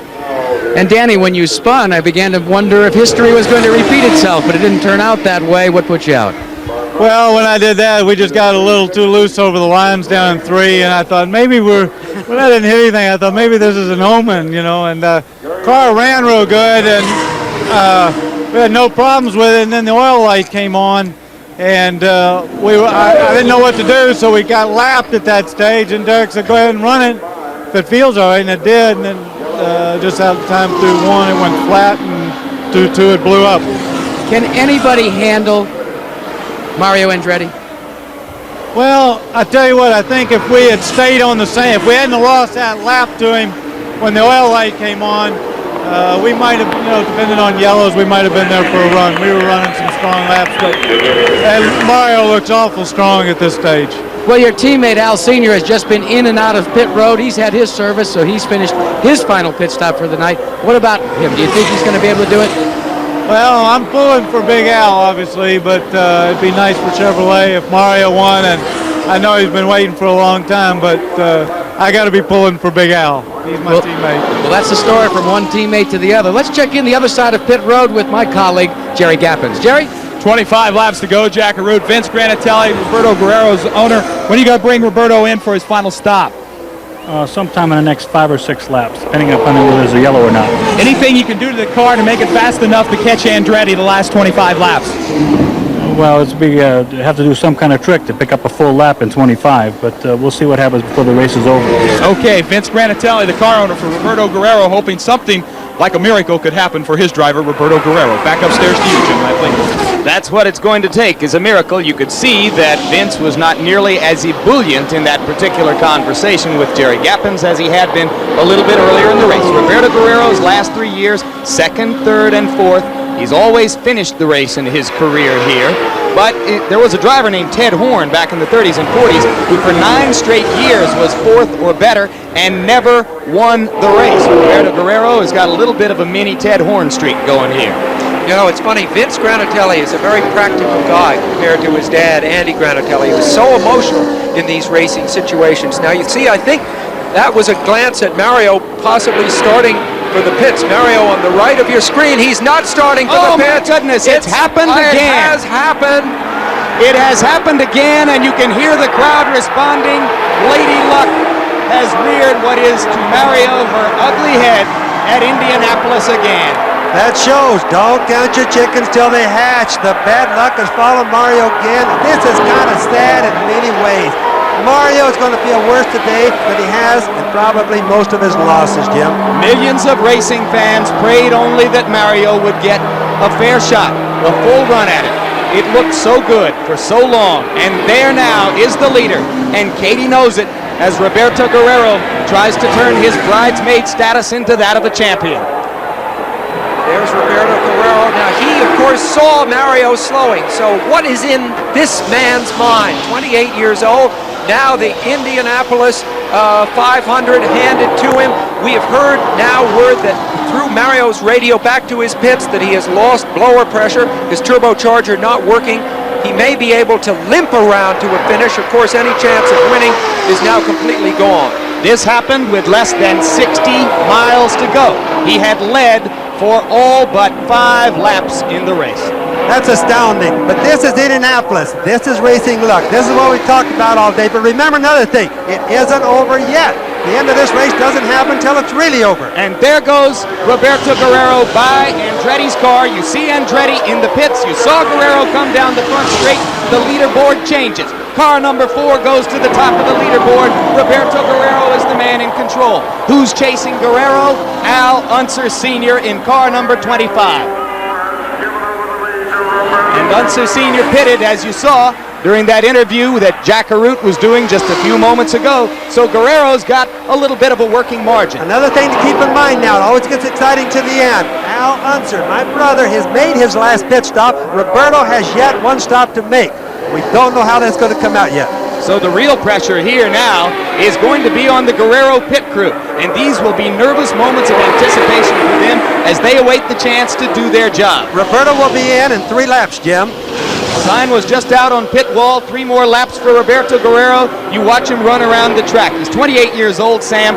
What is in his heart and his head right now? We hear he may be coming in next time. Of course, his pit crew has been flawless so far, and they've also proven they can overcome adversity very quickly. When that nose cone came off, they made very quick repairs, Bobby. Sam, the strangest thing I find is how does that tape holding that nose cone on? I predicted it would come off before now. Second place right in front of him, your brother right in front of Roberto Guerrero. I think Jack Arut's report, Bobby, said that they were able to get that Zeus fastener fastened, and I just put the tape on for extra. Would it make sense for Guerrero to try to lap Al Unser one time before he comes in? Yes, that's what's on his mind. He goes past Al Unser Sr. He's got a lap on him now as he prepares to make this pit stop. Unless the radios are working, Al may not even known that was Roberto coming up on him like that. He may not have been sure. Not with the color of that car, Bobby. Everybody on the track knows who that is. Al Unser Sr. has made his last pit stop. He will stay on the track when Roberto Guerrero comes in. You've got 20 laps to go in the Indianapolis 500, and suddenly a race which belonged lock, stock, and barrel to Mario Andretti is a little bit more competitive, though once again, there is a man who is completely in charge. It makes you think about Al, though, doesn't it, Bobby? He's won 3 already. He's now this close. Just the failing of Roberto Guerrero. You see Mario, to think of the thoughts that are going through his mind, you can't imagine. Well, to reiterate what I said before, if something happens to Guerrero and Al Unser Sr. wins this race, you can make a strong case for him as the greatest Indianapolis 500 driver of all time. Well, Al still has a chance of winning it. This race is not over. That's a neat thing about Indianapolis. This doggone thing doesn't end until the checkered flag falls. Al Sr. has won more money at Indy than anyone else. He's led 595 laps at Indy, only 18 short of the record. He's finished in the top 5 10 times. He is the man, I'm sure, of those remaining on the track that Guerrero least wants to see chasing him in this situation. Here comes Roberto. Let's watch the pit stop. All right, this will be interesting to see, Jim. They better not make mistakes now. He has a chance of winning this race. Now's the important time. Everything in racing comes down to the very last part. Now there's second place, Al Unser Sr. And he is still out on the track, remember, as Guerrero makes the pit stop. No adjustments for Roberto so far. The critical thing here for Roberto to get out of the pits before Al Sr. makes it back around on the front straight.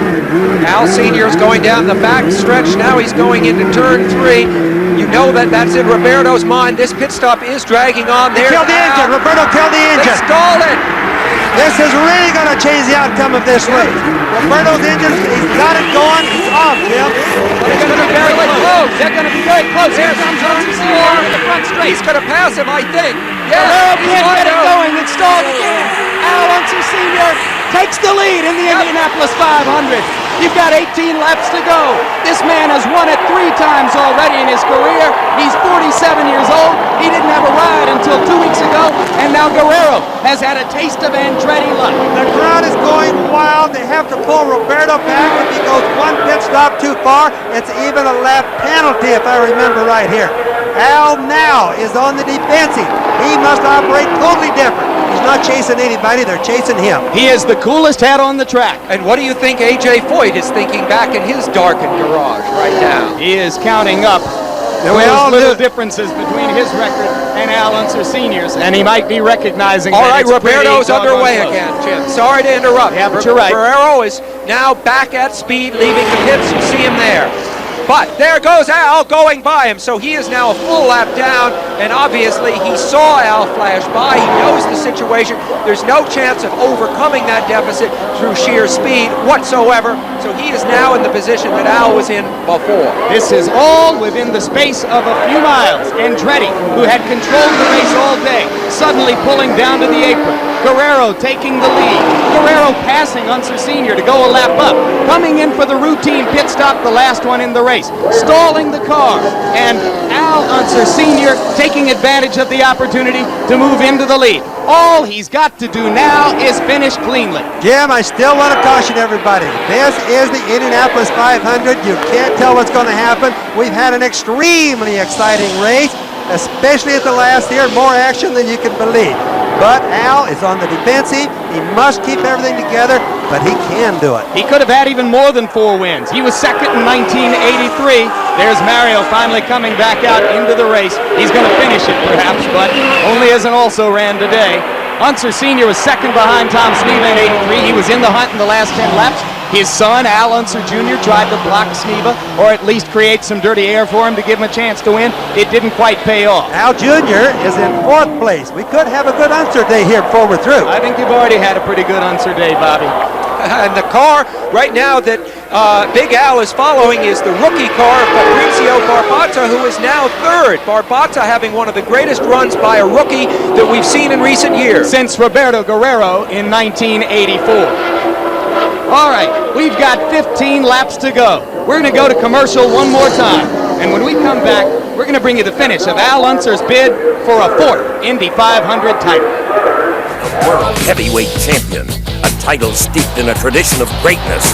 Now the youngest man to ever wear that crown, Mike Tyson, looks back at the great heavyweights of the past, plus the mini marathon from New York City, all on ABC's Wide World of Sports, Saturday. Back live, and you look from overhead at the yellow car, carrying what is now the story of the day, and perhaps to a certain degree the story of the decade at the Indianapolis Motor Speedway. 47-year-old Al Unser Sr. was without a ride in this race until 2 weeks ago. He was given the car that Danny and Gaius crashed, riding under the colors of Penske Racing. And now, Al Unser Sr. is in position to win a 4th Indianapolis 500 title, which would tie him with A.J. Foyt as the only 2 men ever to accomplish that. Let's go now with Al Troutwig. Jim, it's quite a scene down here in the Al Unser Sr. pit. Rick Mears and Danny Sullivan out of the race. That looks strange enough, but they're all trying to help Roger Penske get the attention of USAC to blue flag car number 12, the car of Barbazza. They think that he is interfering with the progress of Al Unser Sr. In the meantime, Karen, Al Unser Sr.'s wife, is really agonizing over these past 2 laps. You can see the tension in her face without looking very hard. Back to you. It's a very good point, Al Troutwig. As you look at the red car of Barbazza in front of Al Unser Sr., he has been moving all over the track to obstruct Unser Sr. and thereby lessening some of the distance between Unser Sr. and the 2 men chasing him, one of which is Guerrero, the other of which is Barbazza. Barbazza is 2 laps down.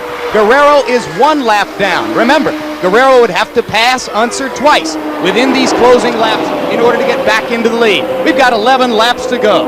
Bobby, when you won the last race you won here back in '81, you became the oldest man ever to win the Indianapolis 500.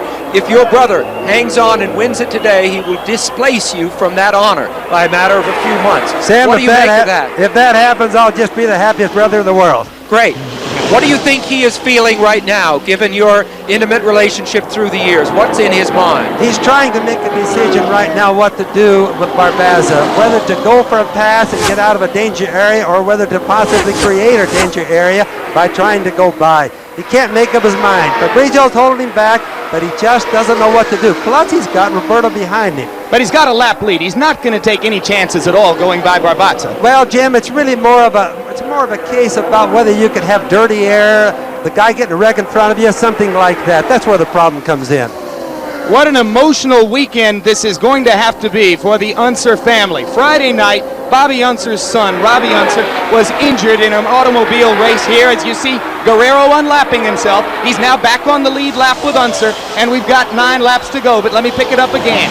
Your son, Robbie, broke his leg Friday night and is having a little bit of a tough go of it right now at Methodist Hospital. You've got your brother in the lead with less than 9 laps to go, trying to win for the 4th time. Your nephew is just 3 cars behind him in 4th place, and you're working the Indianapolis 500 for an announcer, or as an announcer for the first time. How hard is it now for you to maintain your concentration in these last 9 laps? Jim, it's hard. I've got the shakes, as you can tell right now. I'm beyond myself. It's almost as if I was doing this race myself, and Al just did a good thing by letting Roberto go by. That's a professional thing. He should have let him go. He needs to stay away from everybody and make it to the finish. Bobby, you never felt this way when you were on the track racing against him and he was winning, did you? No, and if I was there today, I wouldn't be this way either. So Al Jr., though, what is he thinking? He roots for his father. Well, he is rooting for him now. Little Al is running good. He's in 4th place. but I guarantee you that he's really pulling for daddy right now. Now we have a yellow flag. Yellow flag with 8 laps to go. It's Mario Andretti who has gone down into the infield. This is not bad news for Al. This is good news. He can get the car, get down, cool everything off, burn away a few laps under the yellow. This can't hurt anything. 8 laps to go, so there won't be many laps left under the green when we come back after this yellow. Well, let's try to cover all the little details. This is a 1986 March Cosworth car that Al Unser Sr. is driving. It is a year-old car. It's been a long time since a year-old car won the Indianapolis 500, and that says something about the present state of technology in the sport. A little bit of a state of flux there. But that is just the mechanical story. The human story is so much bigger and so much more compelling, and it all centers on that man, a quiet, very private man who lives in Albuquerque, New Mexico, just across the road from his brother on a plot of land that your father bought for the family. A long situation is there's nothing to go for. Al just got to be out there running clean air, take care of his car, make sure he doesn't break the transmission when he comes down for the restart. Little things like that, they're important, you know. There's little Al, and you can see he's just a few cars behind Al Sr. You get a look at Guerrero, the car that is easy to spot, even in the wide shot, right there on the right of the screen. The big orange number 4, it looks like a bomb about to explode. I'll tell you, that car looks fast even when it's sitting still in the garage. And we are now told that Guerrero's crew has told Roberto to just cool it. And they are now telling him, we are told, and we don't know for certain that it's true, that second is better than blowing it. All right, the green flag is going to come out, and you're going to have 4 laps to go. So the Indianapolis 500 is now the Indianapolis 10 for Al Unser Sr. as he tries to win it for a 4th time with 4 laps to go.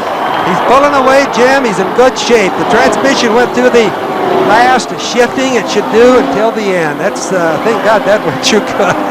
Do you think Guerrero is thinking to himself right now, I blew this race for myself, I stalled it leaving the pits? Yes, Sam, but you know, as we talked earlier, we watched Mario as an example miss a lot of pit stops through his career. Pit stops meaning come in and miss the whole pit. So Roberto made a mistake. He did that all last year. As we talked earlier, we really thought he was over that this year and on the road to good recovery.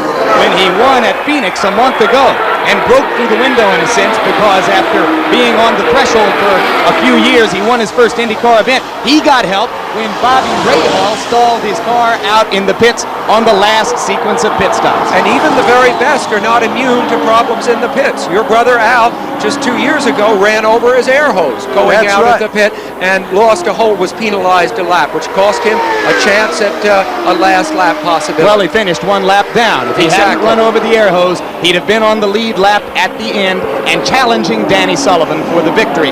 Now Sullivan stands in Al Unser's pit and roots for his teammate to win the Indy 500. Can you just imagine how Roger Penske is feeling now? He absolutely winning this race. No idea that Al Unser would be driving for him. Now, Al Unser and just could possibly win this race for him. Just 2 laps to go, Jim. He won it in 1970 racing for Parnelli Jones. Again in 1971, he was the last man to repeat. He won it in a chaparral in 1978. He has not won it in 9 years, but he was 2nd in 83, 5th in 82, 3rd in 84, 4th in 85. And now it looks like he's going to add 1st in 1987. And with that incredible record behind him, Jim, still, when I stood next to Al when he went out to qualify and put this car in the show 2 weeks ago, as he put his earpieces in, we see him coming up to 1 lap. His hands were shaking so badly, he could barely get his earpieces in. So no one is ever immune to the pressures of this place, and I don't think on this last lap that he's immune to it either in that cockpit. Do you? Well, Karen doesn't want to look. Karen doesn't want to look. Face, that tells you the story. She just crossing her fingers. She got everything crossed. She just praying to God that he can make it around the rest of this last remaining lap. He's in the short chute between turns 1 and 2. He's going down the back stretch. Now he's into turn 3. He can coast from there, right? Just about. When he comes off of turn 4, he can slide across. That's Chris Mears, Rick Mears' wife, hugging Karen. And now here it is. Your brother, Al Unser, joins A.J. Foyt as one of only 2 men ever to win the Indianapolis 500 4 times in his life. That is fabulous. That is absolutely fabulous. I just cannot believe it. Bobby, congratulations. That is simply fantastic. Thank you. That's I mean, just great. This has been a day. This makes up for Robbie getting his leg broken. Well, and I'm sure Robbie's watching right now. There's a television in that hospital room, we hope. Yes, he is. Well, he's not watching TV, but he's listening to the radio. Oh, that's right. He's listening to the radio and listening to Paul Page call this race on the radio as this telecast is blacked out until later this evening in Indiana. And the crowd now stands and responds for the man who can be called, certainly, one of the 2 greatest race car drivers ever in terms of his record in the Indianapolis 500. Rutherford next to him. You have to assume they exchanged a wave somewhere. And there's Little Al. Little Al pulls up next to his dad. He's happy for his father right now, guarantee you. Little Al hasn't won yet, but this may not be the last Unser victory by any means in the Indy 500. Oh, I don't think it will be, but the important thing is we have a 4-time winner in the Unser family. Al's done a marvelous job today, especially considering he came here without a car to drive. Bobby, tell me honestly, as the race began, did you think this was possible? Sam, I knew it was possible because, not necessarily about Al, but of several of the guys that have a lot of time here. We expected the race to have a lot of problems today. The weather helped it not have so many problems. So we all said, you and Jim and I all agreed that experience would probably prevail today, and it did. Yes, it did. Well, the Unser family has 7 victories now. No family certainly has ever meant as much to this race. Your mom, for years, was a fixture here with her chili in the garage, and Jack Arute is standing by now to talk to what we have to assume is an extremely happy man. Jim Lampley, this is history. Joining A.J. Foyt as a 4-time winner of the Indianapolis 500 is Al Unser Sr., trying to get his car moved up properly, trying to get out of the cockpit. He's still got his helmet on. You can see the wheel has been dislodged. He's got to get the pop-off valve. It's just pandemonium here. He just wants to get out of the car so badly. They're trying to yank it off. There we go. Just wants to get up, get out, get the congratulations. Roger, fantastic. Congratulations. What a wonderful win. Well, it's great for Al. He did a great job. We hung in there. That's great. Al's getting his helmet off. His wife Karen is here, ready with the congratulations. What a terrific story. In so much as on May 3rd, this man didn't even have a ride for the Indianapolis 500. And now Al getting the kiss from his wife. Al, congratulations. 4 times. The Indy 500 is yours. How does it feel, buddy? I tell you what, it's hard to believe. It's something that you want to dream about, and it just seems that it wouldn't come true because of all the problems. And of course, I still want to say Danny Sullivan or Danny Angaius rather. I feel for him because this should be his ride. That's the way it goes. What were your thoughts, though, when at first it looked like you were going to be a solid 3rd, then it was a solid 2nd, and then all of a sudden, lo and behold, a solid 1st was within your grasp? Well, I'll tell you what, Lady Luck has to run in your way sometime, and this is one of them. Your brother Bobby called the race, and he was just a basket case up there for the last laps. You want to say anything to him? Well, I'll tell you what, Bobby, I'm a basket case, too. I'll let Bobby talk to you right here.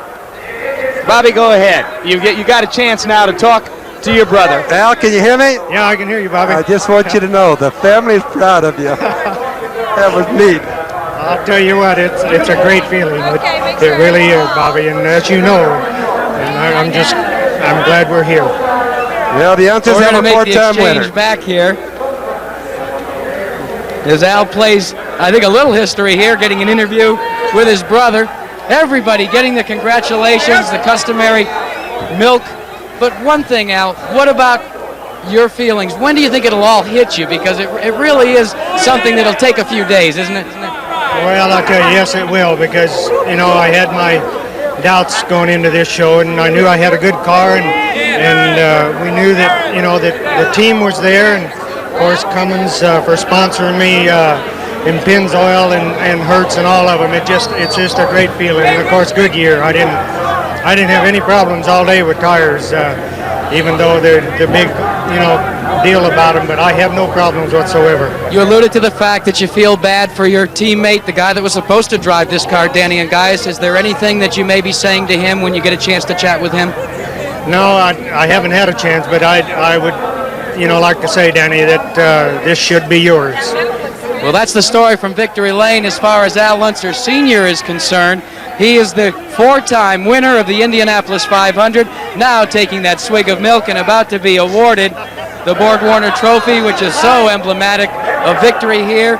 4 times his face will be on it, and it's just fantastic down here. Trying to get a word maybe with Roger Penske, who's over on the other side. Now they're going to put the wreath on him, getting all of the congratulations, and it's just hard to fathom that this man came here without a ride just a couple of days ago, just about May 4th, and he absolutely didn't have a ride, and then lo and behold, he gets the victory.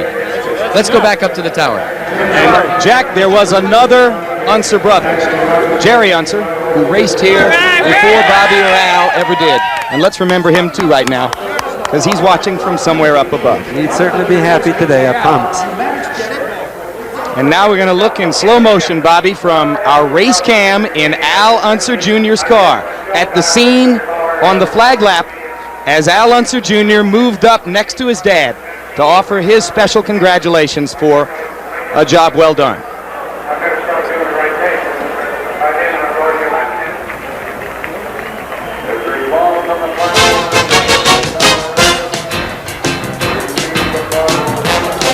The Indianapolis 500 is being brought to you by Chevy, the heartbeat of America, today's Chevrolet.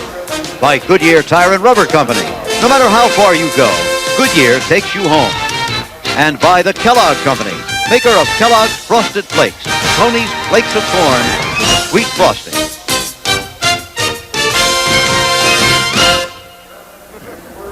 Jerry Gappin's back with second place runner Roberto Guerrero. Roberto, had to be one of the biggest disappointments in your life. What did you think when you stalled that engine on pit road? Well, obviously I wanted to die, and it's a shame. I came in the pits and I couldn't get the car out of gear, so I knew we were having a little bit of trouble. I was hoping we get it done as soon as possible, and but when the car dropped, the engine just died. So it's disappointing, but we're leading the championship. We have to look to the rest of the year, and we were in good shape. We got reports that the crew there at the last 4 or 5 laps just told you to cool it, take second place, and be happy with that. Is that true? Well, they may have said that, but I wasn't going for it. I was trying as hard as I could. I passed a few cars, but I knew it was a difficult task. It's very difficult to pass with the turbulence, and I just gave it my best, that's for sure. Your son here, 20-month-old Marco, you want him to be a race driver someday and go through what you just went through today emotionally?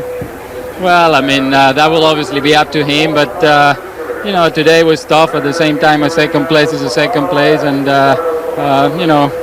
we have to still be happy with what we've done. Okay, Roberto Guerrero, obviously a little disappointed with second, but still, he's leading the points championships and looks ahead. Back upstairs to Jim Lampley. All right, thank you very much, Jerry Gappins. And we take an unofficial look at the top 6 finishers: Unser Sr., Guerrero, Barbatza, a rookie, Unser Jr., Gary Bettenhausen, Dick Simon. We'll be back right after this. Well, we bring you back live to the Indianapolis Motor Speedway, where, once again, in case you've just joined us today, Al Unser Sr., in a dramatic late lap run, has won his 4th Indianapolis 500 to become only the second man ever to do that, joining A.J. Foyt. It was a race which Mario Andretti led most of the way and appeared to have clearly in hand, leading by more than a lap most of the way until his freakish bad luck string, which has now lasted 18 years, struck once again with just about 50 miles to go in the race. And then in the closing laps, it appeared that Roberto Guerrero was in control, leading by a lap, and was headed for a victory before he inexplicably stalled his car out on a pit stop. They had difficulty getting it going, and suddenly there was Al Unser at age 47, headed for that 4th victory. You've heard of the old saying, not a dry eye in the house. At the end of the race, there was not a dry eye in the booth. We talk about turbulence on the track. There was certainly turbulence in the heart of our newest expert commentator, Bobby Unser. But before Bobby gets a final chance to comment on his brother's triumph, let's go once again to Sam Posey and back to the story you began the day with, Sam. Mario, once again, appeared in position to break that long streak, and it didn't happen. Yeah, and for every triumph, there has to be a disaster. And what I only hope in the next few years is that, I think Mario really thought he was going to win this one. I think he was poised to do something, and now it is almost as if this luck thing has become a sort of strange eagle that sits on his shoulder. And I hope that it won't cause him to become so discouraged and depressed that it would affect his future performances. I'm sure it won't, and yet I think today, of all the defeats here that Mario has had, perhaps this will be the most painful. And ironically, at age 47, he is a direct contemporary of the man who benefited from his bad luck. And here is the spectator who enjoyed it most. Bobby, what will history say about your brother? They're going to say Al's a great race driver. He always has been, and today's race was a good race. Mario did lead an awful lot of it. He totally dominated it, but by the same token, Roberto Guerrero was quick. We had a lot of fast cars. We had very few accidents, no bad accidents. It came out a lot better. We didn't have the heat. It just came out a lot better than we anticipated in the very beginning. We were all three of us a little bit worried, if you remember, so I just think it's really neat. I've never seen such a storybook affair for a family as it's been for the Unser family today. Very quickly, is there something to be said for playing a waiting game in this race, and does your brother have more of the temperament to do that than perhaps anyone else? Yes, he does have, and Al has always been a very shrewd and very smart race driver, and I wonder sometimes, like if I would have been in Al's shoes, I'm not too sure that I wouldn't have pushed it a little bit harder and possibly even broke the car. The important thing is he does know how to win, and he did win again. Congratulations again to the whole Unser family. It was heartwarming for us to share in this story with you. The results of this race don't become official until 8 o'clock tomorrow morning. But for now, it looks as though Al Unser has won it. Jim McKay will be back with the final word right after this. The race summary then, 11 of 33 cars running. Number of leaders 4, 10 lead changes, 10 yellows. The average speed, the fourth fastest in history. You see the time of the race there, just over 3 hours. The winner winning his 4th Indianapolis 500, Al Unser Sr. We have a report that has not been confirmed for us by the Speedway, but it has been put out by the Associated Press. We are told that a spectator was killed here today when a tire flew off Tony Bettenhausen's car into the crowd. That is unconfirmed now. It has gone out on the wire service, so we feel we should tell you that much about it. Obviously, our people are trying to find out exactly now. Let's go down to Al Troutwig with hard luck Mario Andretti. Thank you, Jim. Mario, what kinds of thoughts have you been able to accumulate in your mind after talking to your crew and thinking about what happened to you today? Well, we're just trying to figure out what actually did happen. It looks like the fuel system pitched on us all of a sudden. We just out of the blue, everything was working just absolutely beautiful. I mean, the car was perfect. And just all of a sudden between 3 and 4, I felt a backfire through the system, and that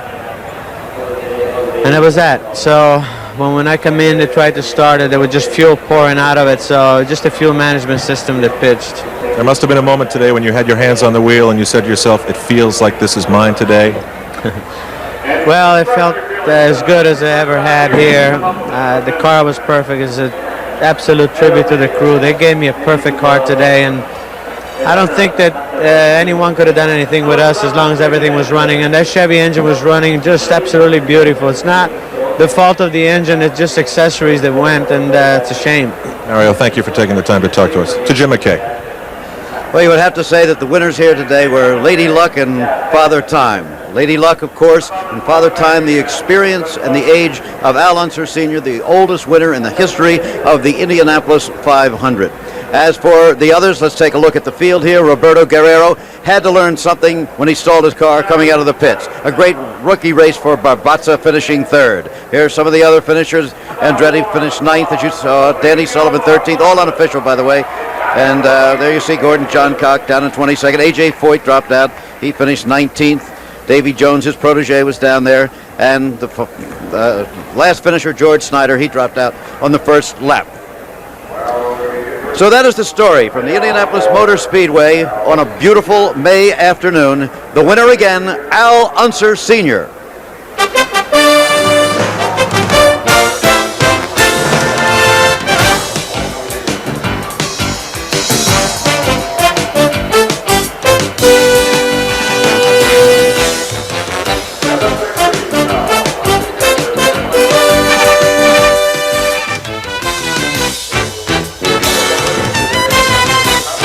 The Indianapolis 500 has been brought to you by Chevy, the heartbeat of America, today's Chevrolet. And by Miller Lite. For great taste, there's only one light beer. The Indianapolis 500 has been produced by Bob Goodrich and Ken Wolf, and directed by Larry Cam and Roger Goodman. Our technical directors were Werner Gunther and John Fider. The associate producer, Ned Simon. And the associate director, Norm Samet, David Kiviat, Jeff Cohan, and Vince Fidario.